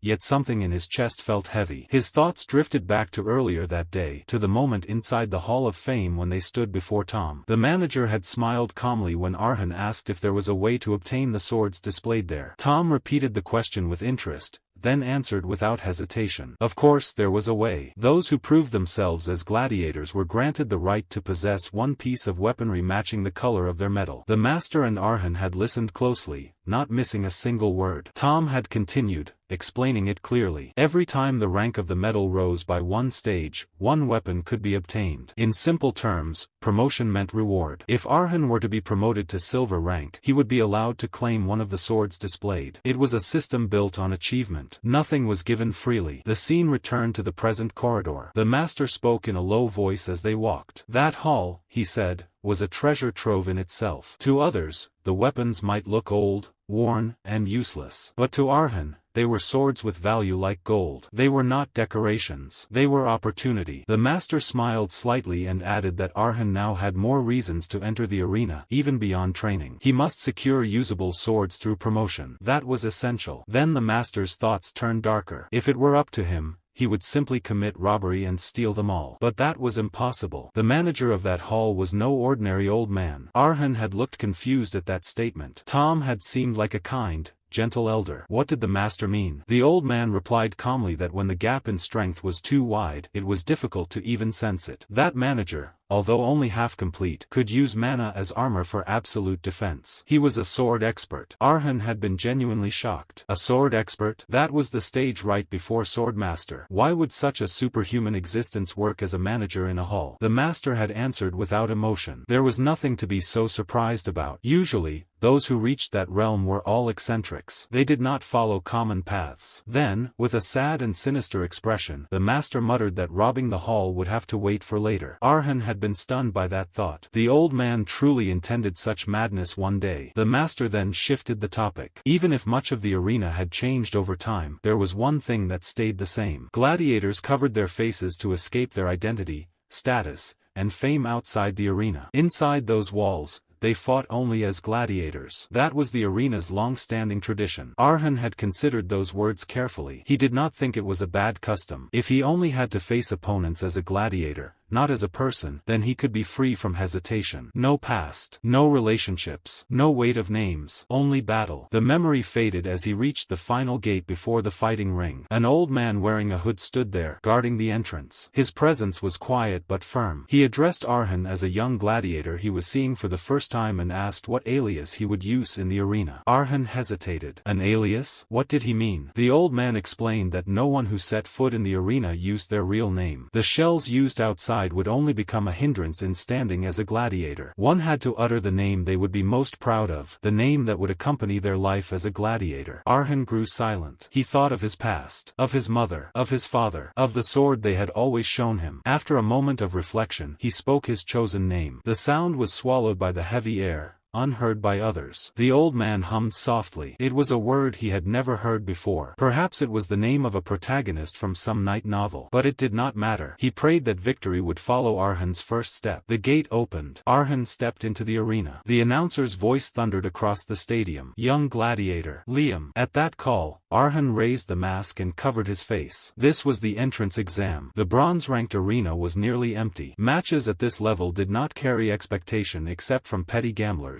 They were nothing more than filler between major matches, a way to pass time in the evening. Therefore, what filled the stadium was not cheers or applause. It was boos. A few scattered spectators shouted loudly. They complained that they had not come all this way to watch something boring. They demanded the match end quickly. One mocked Arhan directly, calling him weak and telling him to die if he would only waste time. The words were harsh and sharp. The master observed calmly and commented that it was only humiliation and contempt for the weak. Indeed, it was a scenery fitting for the Iron Kingdom, where the strong ruled without mercy. He then asked Arhan whether he was being intimidated by the boos. Arhan tightened his grip on his sword and replied quietly that he was not. The master nodded. That was a good mindset. Then his expression hardened. He reminded Arhan that he had staked his name on this battlefield. Arhan was shouldering the history and honor of Karavan. All of it rested on him. Arhan listened. His eyes shone blue, cold and steady. He answered firmly that he would definitely win. At that moment, a giant man stepped forward from the opposite side, holding a massive sword. His build was large and heavy, his presence overwhelming. The announcer stood between them and shouted loudly. Now, today's third match. Introducing the rookie gladiators who would show the charm of a shabby fight. He pointed at Arhan first. Name, face, record,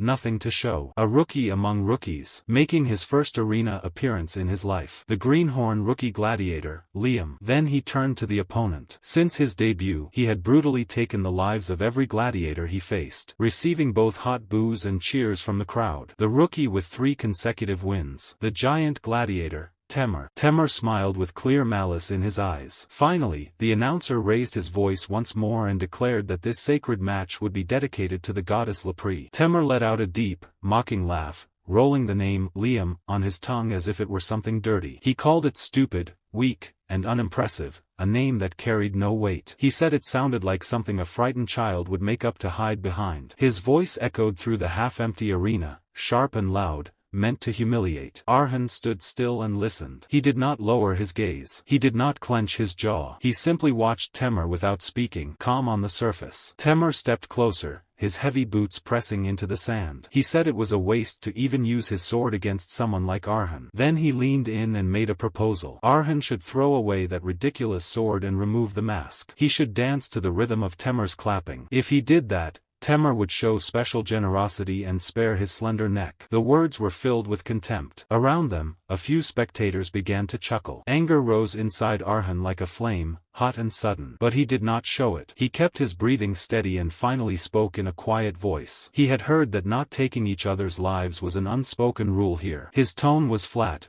almost curious. Temur stared at him for a second, then burst into loud laughter. So that was the reason the boy dared to stand there. He believed in unspoken rules. Temur's expression twisted. Did he look like someone who cared about such things? In the Zernia Mountains, where he was born and raised, men who lost were always killed. That was the law there. That was how strength was proven. He shouted that he had killed all 3 gladiators he faced before. He snapped their necks with his own hands. Why? Because that was the rightful privilege of the winner. And because it was the best entertainment. His eyes gleamed with a strange excitement. Then his tone changed again. In his view, Arhan was too insignificant. Whether he snapped his neck or twisted his limbs, he would not feel any enjoyment. So Arhan should at least make the fight amusing. He should shake that thin body of his and make the audience laugh. That would be the price for his life. The cruelty in his voice was clear. Arhan forced his anger down. He would not lose control before the match even began. The announcer suddenly shouted with exaggerated excitement, saying the war of nerves was already fierce. Perhaps this would turn into an interesting spectacle after all. Both gladiators were ordered to take their positions. The match would begin immediately. They stepped back and faced each other properly, weapons raised. For a brief moment, silence filled the space between them. Arhan then spoke again. He said he also had a proposal. He pointed his sword straight at Temur. Mocking his name like that, he should take it back. If he did, Arhan would let him die comfortably. His voice shook slightly with suppressed anger, but his stance remained firm. Temur blinked, then laughed even louder than before. The small crowd joined in, mocking Arhan's bold words. They shouted that the young master was showing amazing bravery. Maybe he had read some cheap night novel. They asked who Liam even was. One voice cruelly asked if it was the name of his father who died first. Laughter spread across the empty seats. Temur smirked and said that if the atmosphere heated up like this, it would be hard to go easy on him. He adjusted his helmet slowly, still grinning, and said that if Arhan listened obediently even now. He never finished the sentence. In an instant, Arhan moved. His body shot forward without warning. The blade flashed once in a clean arc. A sharp sound cut through the air. 2 fingers flew away from Temur's hand before anyone understood what had happened. They fell to the ground, followed by a spray of blood. Temur's laughter stopped abruptly. Shock filled his eyes as he stared at his injured hand. Arhan stood before him, sword steady, voice cold. He would say it one more time. Apologize for insulting his name. If he wanted to die comfortably. Temur rage swallowed him whole. He screamed at Arhan, voice breaking as he called him a bastard. His sword jerked backward, muscles swelling. Then he lunged forward at full speed. His eyes burned red. The force of his step cracked the ground beneath him as he swung with murderous intent. The air trembled from the power behind that strike. But Arhan leapt backward at the exact moment the blade descended. Steel split nothing but wind. Temur shouted again, fury sharpening his voice. His eyes narrowed into thin lines of hatred. He tightened his grip until his wounded hand trembled. He roared once more and charged. The crowd gasped. This was not the one-sided display they expected. The giant who bragged about snapping necks was being avoided again and again. A man in the audience slowly smiled at the turn of events. Then more voices rose. The atmosphere shifted. Cheers began to gather around Arhan instead of Temur. Sweat rolled down Temur's face. His breathing turned uneven. His thoughts raced in panic. Just moments ago, the boy had seemed like a trembling amateur. He had looked weak. So how was he moving like this now? How was that brat reading every strike? A cold realization formed in his mind. Was he pretending earlier? Acting fragile to lower his guard? His eyes widened in shock. The possibility struck him harder than any blade. Arhan's voice reached him, low and cold. He asked calmly whether this would be considered cowardly. As Temur had said before, this was not child's play. The words pierced deeper than mockery. Temur's teeth ground together. His eyes flared red again as he rushed forward in another furious assault. He shouted that he would kill him, that he would crush him. Pride and anger were the only things keeping him upright. Arhan tightened his grip on his sword. Temur attacked in a storm of steel, each swing heavy and fast. Yet Arhan slipped through every strike with minimal movement. Each dodge was no more than a small shift, a slight lean, a step measured by inches. It was flawless. Temer's blade passed by him again and again by a paper-thin margin. No wasted motion. No panic. Temer felt something unfamiliar crawl up his spine. Fear. Who was this boy? In that moment, Arhan felt like a silent white serpent coiling around him, watching, waiting. What exactly was he fighting? Then Arhan moved forward. In a sudden burst, he closed the distance. His sword flashed 3 times. 3 deep wounds opened in Temer's leg. Blood sprayed across the sand. Temer screamed as pain tore through him. Desperate, he slashed back wildly, but Arhan had already jumped backward. The counterattack hit nothing. Arhan landed lightly, steady and calm, his eyes cold and focused. Temer's injured leg gave way. He dropped to one knee. Blood flowed heavily, soaking the ground beneath him. His sword slipped from his grasp and fell beside him. He tried to rise, straining his muscles,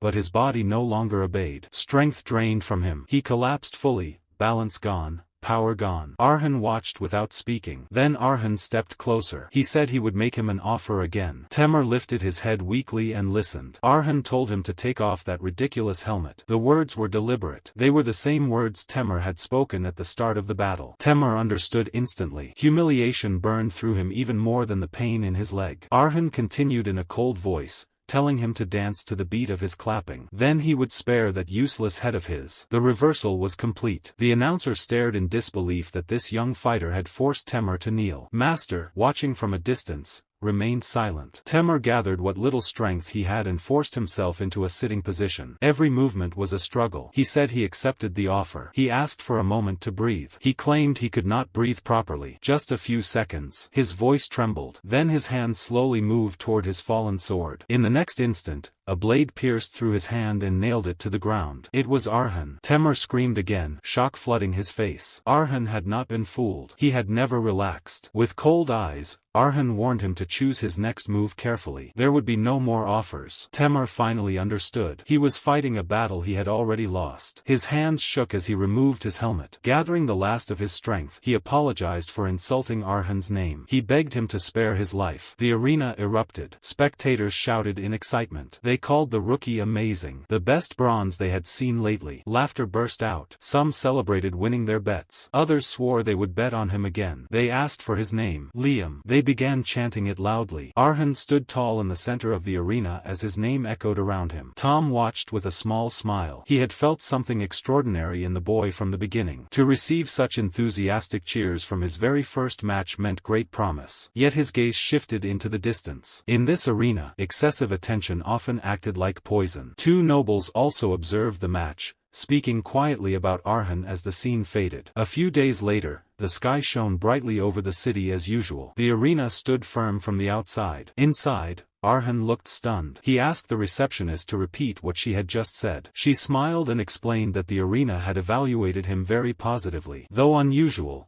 they wished to make a proposal fitting his performance. A silver promotion match. Would Gladiator Liam be willing to challenge it? The word struck him deeply. A real silver promotion match. 2 days had passed since Arhan's debut match against Temer. In that short time, 3 more matches had been held. He had won all of them. Not with wild strength or reckless bravery, but with calm, careful judgment. Every move was measured. Every strike had purpose. He wasted nothing. Standing in the arena office now, hearing the offer of a silver promotion match, he let the silence stretch. Was this goodwill for recognizing his victories? A reward for efficiency? He wanted to believe that. But something felt wrong. The offer seemed too smooth, too sudden. Master stood nearby, his deep blue eyes fixed on the receptionist. There was no excitement in them, only sharp thought. He was studying the situation carefully, as if he could already see the trap hidden beneath the polite smiles. The receptionist, however, continued brightly, as though nothing about this was unusual. She explained that the condition for promotion was simple. Arhan only needed to duel against a contestant chosen by the arena. The important thing, she added with a soft laugh, was that he did not even need to fight hard. Arhan's eyes narrowed slightly behind his calm expression. Not fight hard? The words did not fit the world he had seen in the arena. Then she clarified. 3 minutes. If he could simply endure for 3 minutes after the match began, victory would be declared in his favor. That was all. Her eyes shone as she leaned forward, as if offering a rare treasure. She said she did not need to mention how unusual this opportunity was. Once he became silver rank, he would face stronger opponents, far beyond the bronze fighters he had fought so far. His match fees would rise accordingly. Higher status, greater rewards, all earned in just 3 minutes. She asked him if he understood what a tremendous opportunity this was. The room grew quiet. Before Arhan could respond, Master spoke. His voice was low and steady, cutting through the cheerful tone. He called it rookie stomping, an old tradition from when the arena had been nothing more than a fighting pit. It was a method used to weed out cunning rookies, fighters who relied on efficiency instead of flashy violence. It was a spectacle designed for a certain kind of audience. His tone hardened. The arena would lure a promising rookie with the promise of promotion. Then they would pit him against a powerful opponent he could not possibly handle. The crowd would watch as the rookie's sword broke. They would enjoy seeing him struggle, humiliated and toyed with. It was not a promotion match. It was an exhibition, an execution in all but name. If Arhan did not wish to be disgraced,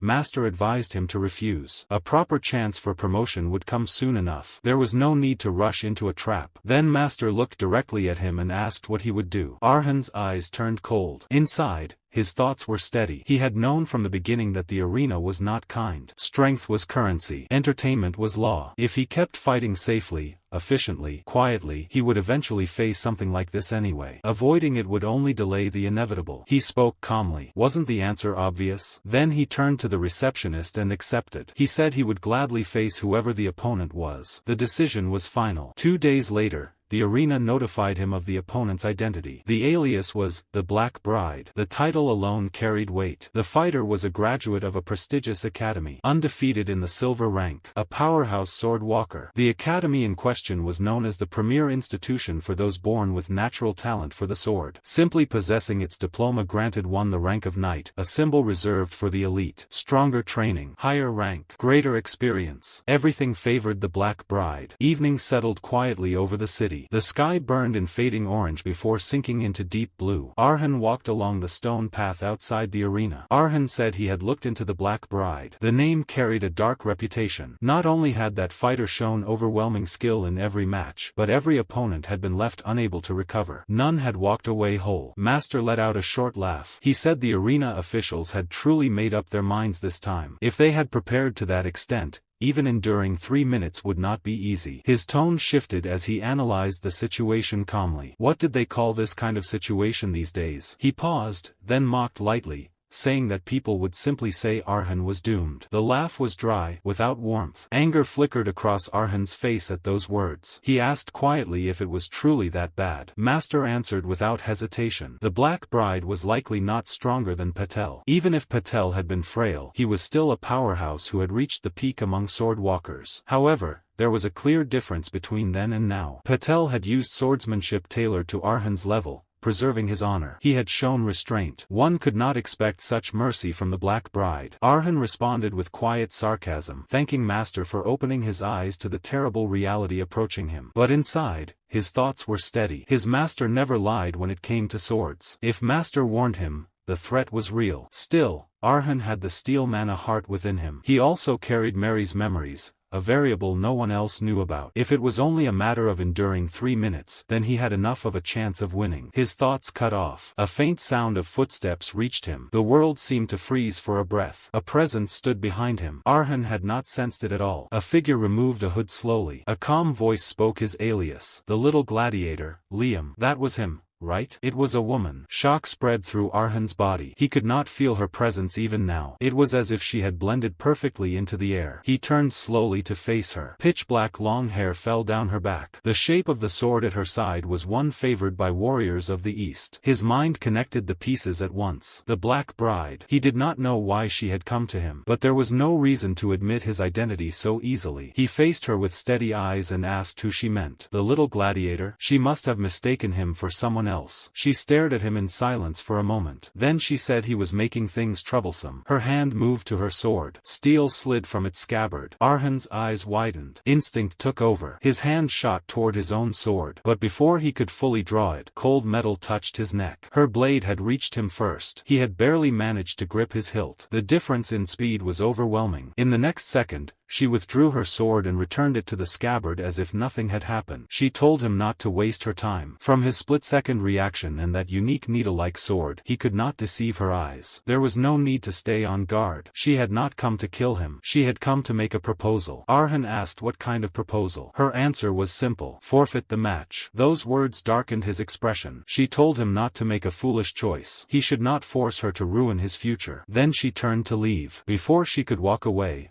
Arhan spoke again. What if he still participated? What would she do then? She looked back at him. Her eyes glowed faintly red, a trace of bloodlust slipping through her calm mask. If he chose that path, he would pay the price. Night deepened. Later, Tom stood alone inside the Hall of Fame, gazing at the rows of weapons displayed like silent witnesses of past glory. A faint smile touched his lips as he sensed someone approaching. A welcome guest had arrived. He asked what brought the young master Arhan here at such an hour. Arhan bowed slightly. He apologized for visiting so late and without notice. He knew it was shameless to ask for something like this. His eyes lifted, shining with firm resolve. But he asked if he could take a sword from the hall with him. The memory replayed clearly in Arhan's mind. He had asked her what she would do if he still chose to participate. The black bride had turned back slowly, her red eyes cold and steady. She said he would pay the price. There was no mercy for an enemy faced with a sword in hand. He should judge wisely. Then she had walked away without another word, her presence fading as silently as it had appeared. Now he stood alone on the empty road, the night air pressing against him. For the first time since entering the arena, fear touched him. Not enough to break him, but enough to make his heart beat heavier. The difference in skill between them had been clear in that single instant when her blade reached his neck. He had not even felt her approach. Master's voice cut through the silence. He said she was a talent too great for this era. Most swordsmen reached the wall known as Swordwalker and stopped there. Their lives as warriors ended at that limit. But for that girl, it would not even be an obstacle. If fortune favored her a little more, she might soon spread her wings and step into the next realm entirely. She was a genius. Arhan listened quietly. For his master, who was strict and unforgiving about swords, to praise someone so highly meant the evaluation was sincere. The gap between him and her was real, vast. For the current him, it was a distant distance. But even so, something rose inside him. He lifted his head, eyes steady. Giving up was not an option. The words were not loud, but they were firm. Master watched him and smiled faintly. Time would not wait for him, Master said. If he intended to walk forward,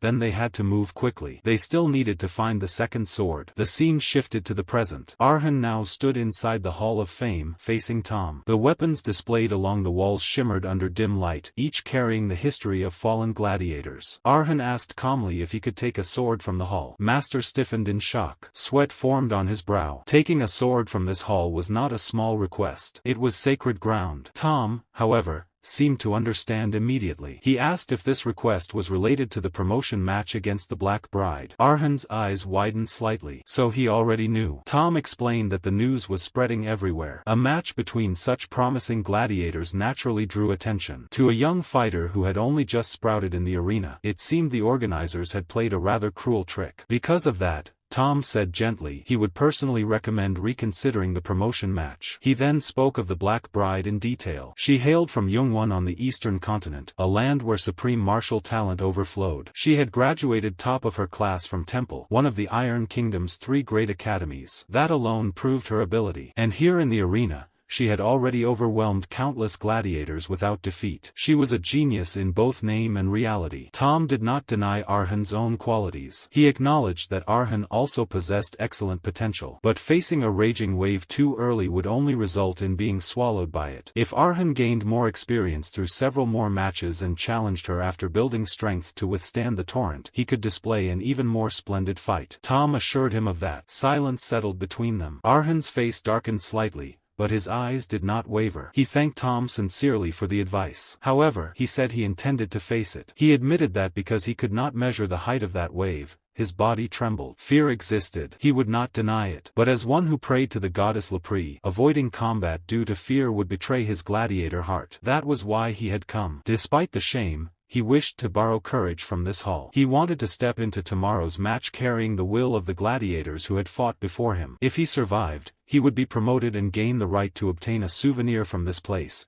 so there would be no problem. And if he died, Tom could simply retrieve the sword afterward. That too would not cause trouble. He promised he would not throw a childish tantrum. If Tom felt even slight discomfort with this request, he would accept refusal without complaint. His gaze lowered slightly. It was only greed, he admitted quietly. The desire to grasp even a handful of courage. Nothing more. Tom looked at Arhan for a long moment. Something in the young man's lowered posture, in the quiet firmness of his voice, softened him. According to the rules, taking a weapon from the Hall of Fame was absolutely forbidden. The swords enshrined there belonged to the souls of gladiators who had fought and fallen. They were not tools to be borrowed lightly. But Tom was not merely a manager. He was the one who protected the dignity of those spirits. With slow care, he said that as the guardian of this hall, he could not ignore the sincerity of someone more gladiator-like than anyone else standing before him. Respect demanded an answer. And so, he would grant the request. Arhan lifted his head in surprise. He asked if Tom was truly certain. If trouble arose because of him. Tom interrupted with a warm smile. Despite appearances, he held considerable authority in the arena. Gifting this much courage was within his power. His eyes grew wet as he laughed softly, saying that seeing such a wonderful gladiator after so long stirred his emotions. Age had made him tearful. Arhan bowed deeply in front of him. He thanked Tom again and again. Behind him, Master watched and let out a short laugh. He remarked that Arhan seemed to possess more talent for acting than for swordsmanship. If he had chosen the stage instead, he might have succeeded long ago. Arhan's face returned to calm the moment his head rose. Inside, his thoughts were cold. With this, the conditions were met. Now all that remained was to digest the power of that sword. The next day arrived. Night fell, and the arena roared with life. More spectators filled the seats than ever before. The banners displayed the names boldly. The Little Gladiator versus the Black Bride. Anticipation crackled in the air like lightning before a storm. At the center of the arena stood the Black Bride. The scene closed in on her crimson eyes. Her memory shifted to a conversation from days earlier. She had stood before the receptionist, listening as the name of her next opponent was revealed. The Little Gladiator. She had asked if they wanted her to trample someone who was merely a beginner with the sword. The receptionist had smiled brightly and confirmed it. Not only that, but the planners requested that she cut off one of his arms or legs. It would make a good spectacle for the audience if things unfolded that way. The Black Bride's voice had turned cold. She asked if they truly believed she would accept such a proposal. She had begun to turn away. But the receptionist stopped her quickly, saying they understood the request was unpleasant. That was why, if she accepted this one proposal, they were prepared to offer something from storage. The Dragon Sword of the East Continent. The name struck her like thunder. Her eyes widened despite herself. The receptionist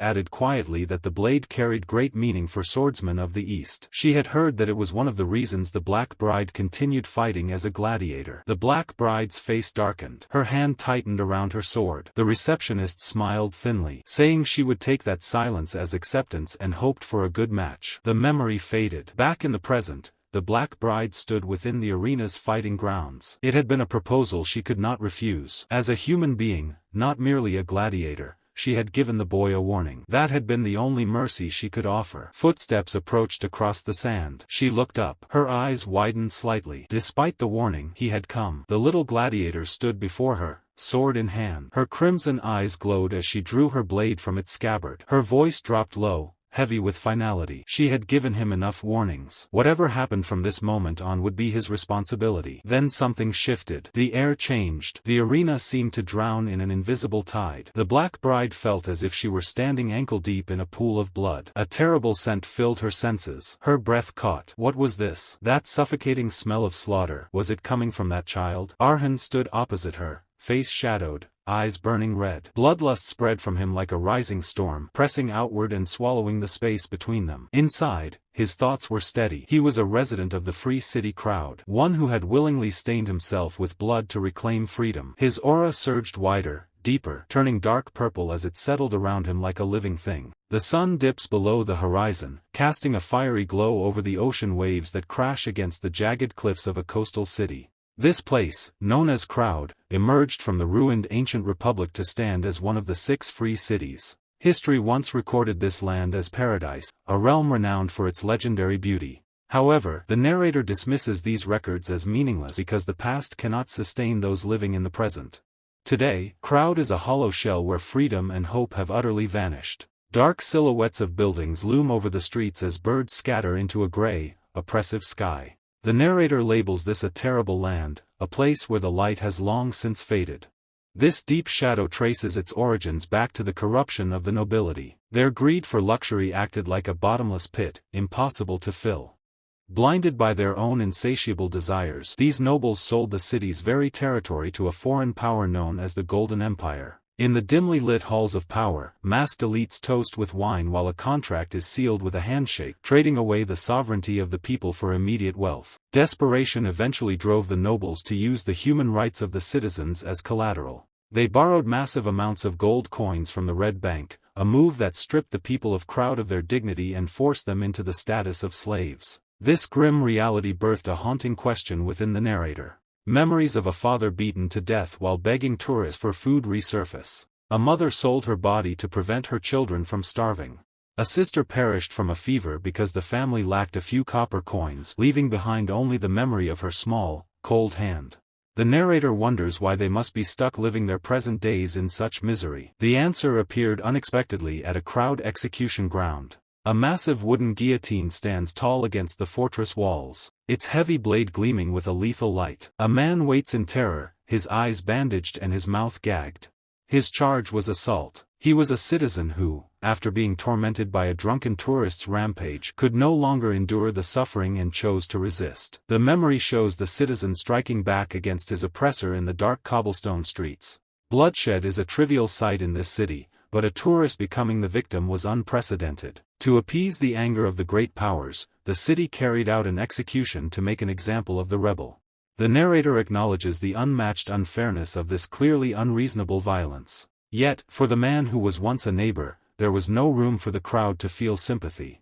They feared the outsider violence that would intensify using this incident as a pretext. They feared the screams that would inevitably burst forth from the next victim. The following day, the streets of Crowd remain eerily silent. No screams echo through the alleys. This peaceful, quiet atmosphere continues for days, marked by an unfamiliar silence. The reason for this shift is simple. In the eyes of the outsiders, that execution changed the perception of the local people. The citizens they once regarded as mere slaves now appear as dangerous beings. A tourist looks over his shoulder in fear, sweating as he realizes the people around him are no longer submissive, but are watching with cold, calculating eyes. These people hide sharp fangs beneath their weary exteriors. The narrator realizes that change is possible and the shackles that bound them could have been broken. A heavy realization sets in. The citizens themselves were accomplices to all the violence and despair permeating the city.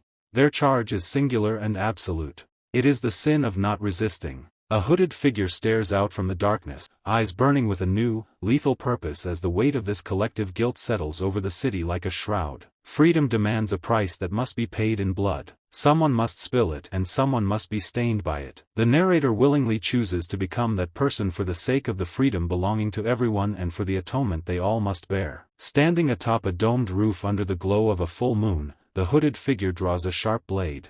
This path of shadows is taken for the sake of paradise. The wind howls around the lone warrior as he prepares to strike against the corruption of the world. The scene shifts to the roar of a grand arena. An announcer declares the start of a sacred duel dedicated to goddess Lapras. The Black Bride faces off against the little gladiator. As the match begins, Black Bride observes Arhan in the ring. When they first met, the kid carried the air of a simple mercenary. Now, his presence has shifted entirely. He stands ready, his grip firm on his weapon as the crowd's cheers erupt like a physical force, signaling the start of a life-or-death struggle. Arhan now seems like someone stained with much blood while moving through the shadows. He has become an assassin. A dark, crimson aura radiates from him as he stands small but menacing in the center of the ring. Black Bride finds the situation difficult to understand, but believes that nothing has changed despite Arhan's transformation. They lunge forward, a blur of speed and steel, initiating a clash that tears through the air. Arhan remains silent, his expression hidden as the first strike of the duel descends. Shock registers in Black Bride's eyes as Arhan dodges the sword with ease. Based on his previous movements and reactions, such a response should have been impossible to even attempt. Arhan twists in midair, his body moving with a fluidity that defies his earlier performance. He is a completely different being now.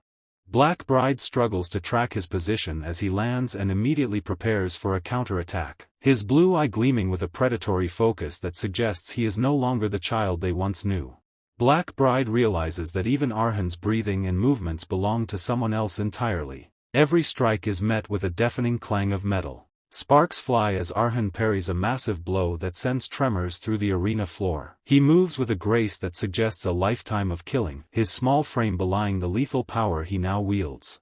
The air hisses with the speed of their exchange, forcing Black Bride onto the defensive as Arhan's blade strikes with mechanical precision. Desperation seeps into the duel as Black Bride demands to know who Arhan truly is. The little gladiator lunges forward, his blade a silver streak aimed directly at his foe. The world seems to slow down as he closes the distance, his expression masked by shadow and intent. The question hangs in the air, unanswered by anything but the cold promise of Arhan's steel. The battle reaches its fever pitch as the two warriors vanish into a blur of motion, leaving the outcome of the sacred duel in doubt. Arhan tightens its grip on a hilt. A series of quick strikes creates a staccato of impact, signaling the start of a high-stakes duel. Wind whistles past as the Arhan lunges forward, his movements a blur of calculated aggression. His opponent, the Black Bride, observes the shifting rhythm of the assault, noting that it feels like facing an assassin and a mercenary simultaneously. Every footfall carries a heavy weight, yet Arhan's stances shift relentlessly, refusing to settle into a single pattern.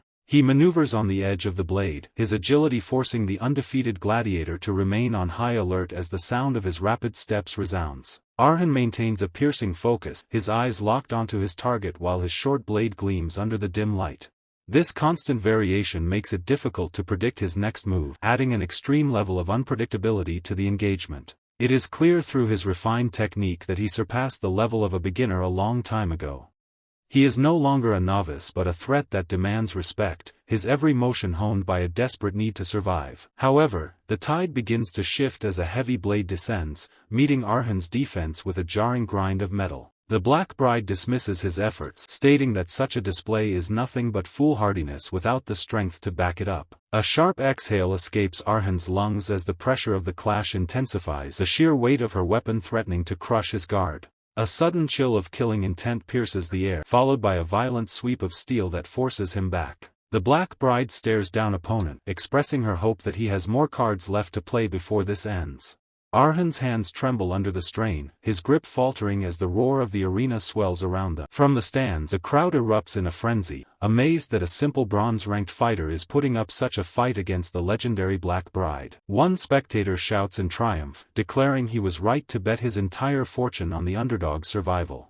Speculation ripples through the audience as a man wonders if the little gladiator might actually win this impossible bout. His companion quickly rebukes him, reminding everyone that the opponent is the undefeated Black Bride. They scream for Arhan not to die a boring death, their voices merging into a wall of sound. Amidst the chaos, Arhan gasps for air, his vision narrowing as a chillingly cold killing intent settles over him, a sensation so sharp it feels as if it could freeze his very soul. A thick, metallic scent of blood blankets the arena, heavy enough to choke the senses. Arhan looks inward, wondering if this is the same world that Fang's old master used to see. Suddenly, the spectral figure of an old man with a gray beard appears, his presence radiating authority. He speaks of the female mercenary swordswoman and the assassin of the crowd, noting that though the two lived completely different lives, their paths have converged here in this moment of struggle. The old master explains that their beloved swords share a common trait, forged specifically to stand against enemies far stronger than oneself. He calls them swords of struggle, weapons born from the necessity of survival.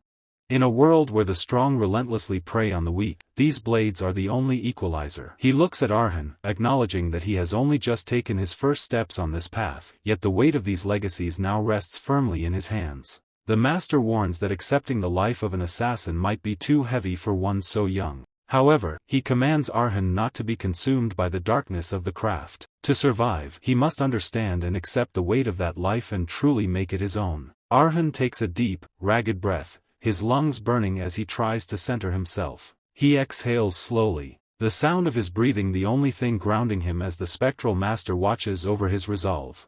In the void of the arena, the rhythmic sound of breathing continues, a steady cycle of inhalation and exhalation.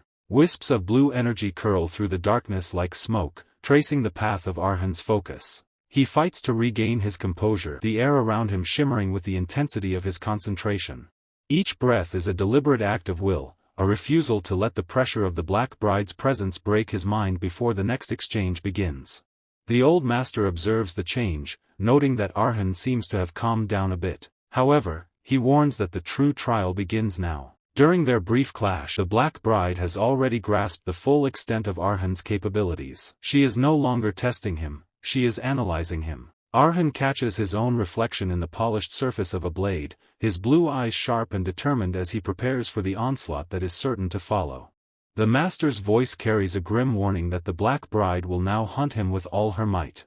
A heavy, ominous sound vibrates through the floor as she prepares to move. Arhan realizes that the arena is a place without a single bush to hide in, a barren stage where an assassin's skills are halved in their effectiveness. He can no longer expect his opponent to let her guard down. He concludes that in this dire situation, his best and only option is to change his strategy. Arhan pushes off the ground, leaping backward to put space between himself and his opponent. He turns and sprints across the stone floor, his boots skidding as he tries to maintain a safe distance. He looks over his shoulder, calculating his next move while the vast arena stretches out around him. Every second spent running is a second closer to the end of the match, and he focuses entirely on his evasion to stay out of the Black Bride's reach. Suddenly, the Black Bride vanishes from her position and reappears directly in his path. Arhan's eyes widen in shock as he realizes his retreat has been intercepted. Before he can react, she is already swinging her heavy blade with incredible speed. He barely manages to bring his own weapon up to block, the force of the impact sending a shockwave through his arms. From the stadium seats, Tom calmly observed the duel with a faint smile and explained that the young master appeared unaware of the true power possessed by a sword walker. According to him, a sword walker could project an invisible path that suppressed their opponent. This path was more than just a technique for attacking or defending. It created a domain around the user that controlled the flow of combat, allowing them to fight on their own terms.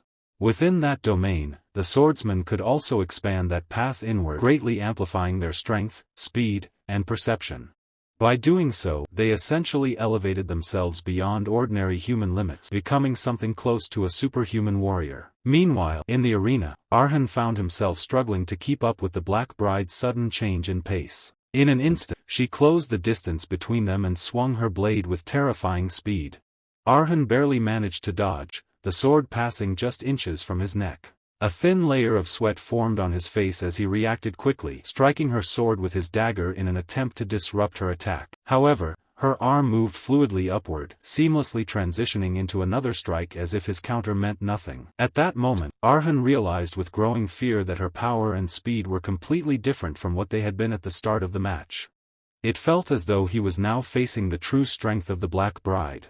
In normal swordsmanship, he knew that even skilled fighters left small gaps between attacks when resetting their stance. Those tiny openings were usually the key moments where an opponent could retaliate. Yet the Black Bride's sword left no such opportunity. Even when her blade appeared to pause, the next attack was already following through, creating an unbroken chain of movements. To Arhan, the way she fought resembled a master painter creating art upon a canvas, every motion flowing like a brushstroke forming a perfect image. Suddenly, her eyes glowed with a cold white light as she delivered a powerful slash. Arhan struggled desperately to block it, raising both his sword and dagger with both hands to withstand the force. From afar, the old master watching the duel quietly recognized the technique as the Sword of the East. He explained that swordsmen from the eastern continent practiced a martial style that mirrored nature itself.